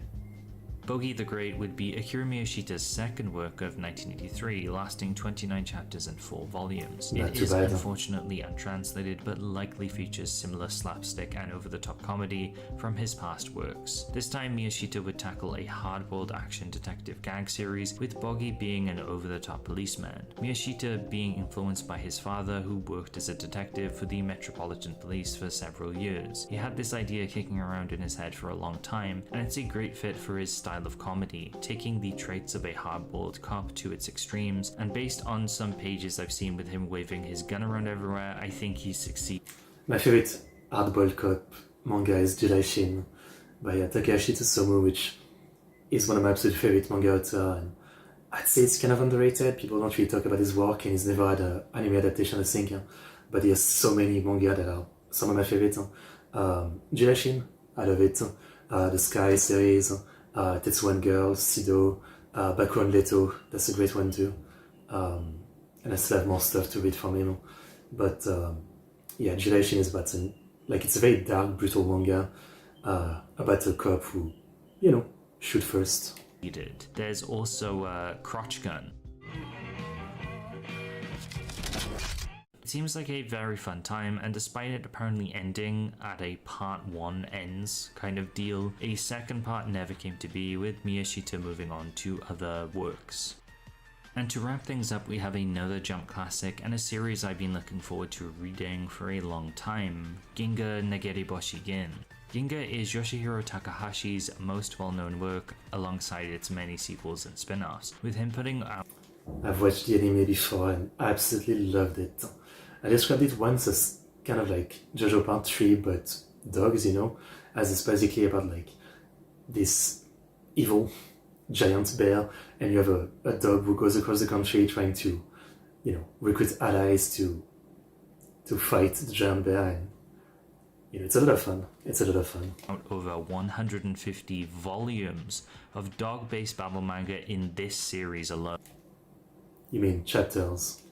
Ginga makes up 164 chapters and 18 volumes of that, following the story of Gin the Silver Fang, a demon bear named Akabuko, and hundreds of other dogs. The artwork is stunning. I love how Takahashi draws all these different dogs, and while some look kind of samey, I never really got too confused. I also want to praise the uniqueness of his art style, as no one quite draws like Takahashi, or really includes tons of dog characters. Its paneling and pacing are another high point, with Ginga going by blisteringly fast. There's never tons of dialogue to hold you back, and everything flows very nicely. Its story is fairly simple, but starts rather unexpectedly, focusing on the human characters more than the dogs, with the beginning portion putting a spotlight more on the hunting aspect in its culture, rather than purely just dogs. It sets up the story well, introducing Gin's father, Ricky, Gin being born, and Akabuko the demon bear who terrorizes the Twin Peaks. Twin Peaks? Never watched it. Yeah, I think there was a sequel, and there was also an anime of the sequel, but I don't remember if I watched it or I didn't like it. This must be where pies go when they die. But I struggle a bit during the beginning portion, as there's a lot of depictions of animal abuse. I did expect a lot of dogs fighting, biting, and possibly killing each other in a battle shonen context, but not the old hunter man beating a puppy to near death with a bottle. Even if it has some cultural merit with how hunters raise their bear dogs, I can't see what happens to Gin at the beginning anything but animal abuse and torture. It's unnecessary and just not fun to read. Thankfully, after a volume or so, the story moves on to pretty much focus on dogs exclusively and gets much better. The dogs all group up together to fight Akabuko, with the majority of the manga Akabuto. Isn't it Akakabuto, I think? being the smaller arcs, where the main group of dogs go around recruiting new soldiers for their army to fight Akabuko. In this way, Ginga is basically a war story, but with dogs instead of humans, sprinkled in with battle shonen fights. It kind of reminds me of Elusive Samurai, actually, in a weird way. It's just so unique, I mean, it's just a great one. Yeah. Just a great manga. I think you'd understand if you've read both series. Even though I think this portion of the story is a lot better than the beginning, I'd really hesitate to actually recommend Ginga for a modern audience, or at least I'd offer a warning to those who would like to read it. Ginga is incredibly misogynistic and weird, especially in the official translation. There's a big focus on being a man, earning your stripes through combat, and the single female character who permeates the majority of the early story is treated exceedingly poorly. Never did I Don't remember that in the anime, but maybe it's just supposed to portray the dog world, I guess. think I'd see a cartoon dog say, "Yeah, let me suck those tits."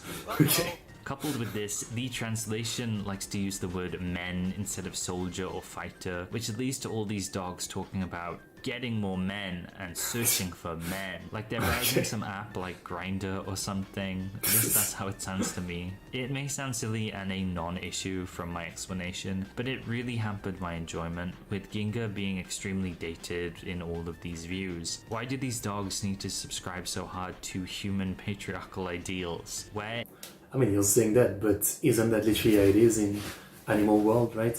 Like, it's even more basic than we are in terms of, like, how, you know, things work, right? I mean, dogs in this anime are kind of like wolf almost, right? Like, they just have this, you know, predator and dominant and alpha kind of thing going on, yeah? is my silly dog battle manga that I've been wanting to read for years? The answer might lie in its final arc, where things get really wacky with a lot more supernatural goings on, where wolves get involved and way more special shonen fighting techniques can be seen.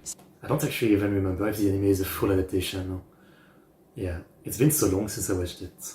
Sadly, this arc wouldn't get adapted in the 1986 anime There adaptation we of go. Ginga, That explains it, yeah. I can't actually remember if they defeat the bad guy. They don't, okay. with it ending with the Akabuko arc. While I have laid out quite a few gripes on Ginga, I still think it's worth checking out for historical purposes. Just keep in mind it's quite dated and has a very rough beginning. If those elements didn't exist, it would be a pretty simple but fun battle manga, and I can see why it's remembered fondly as one of still Jum's is. classics.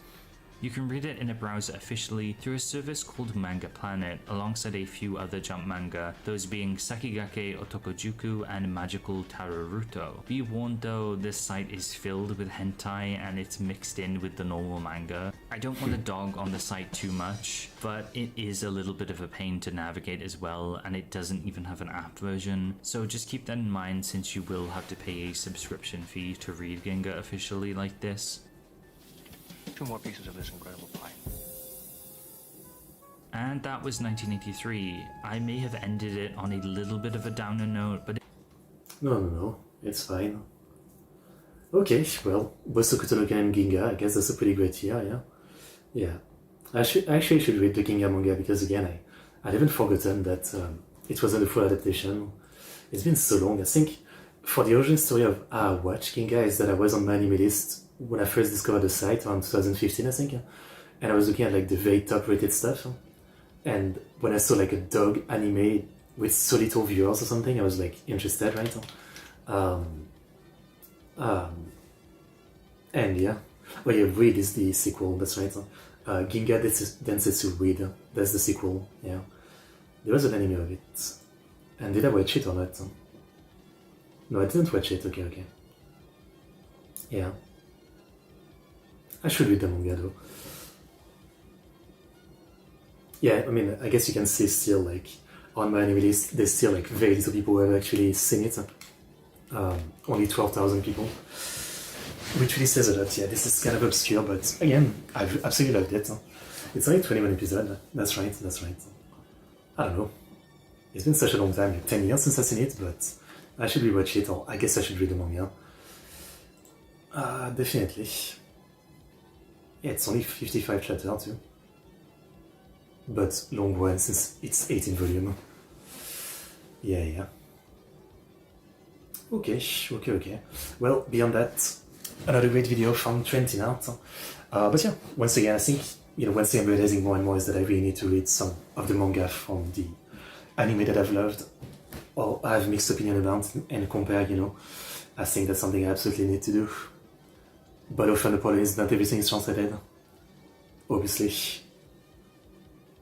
Which is why as I said before, as mixed as I might talk about AI sometime, I believe that within 10 years, people will have been able to, make some kind of like great AI translation tool.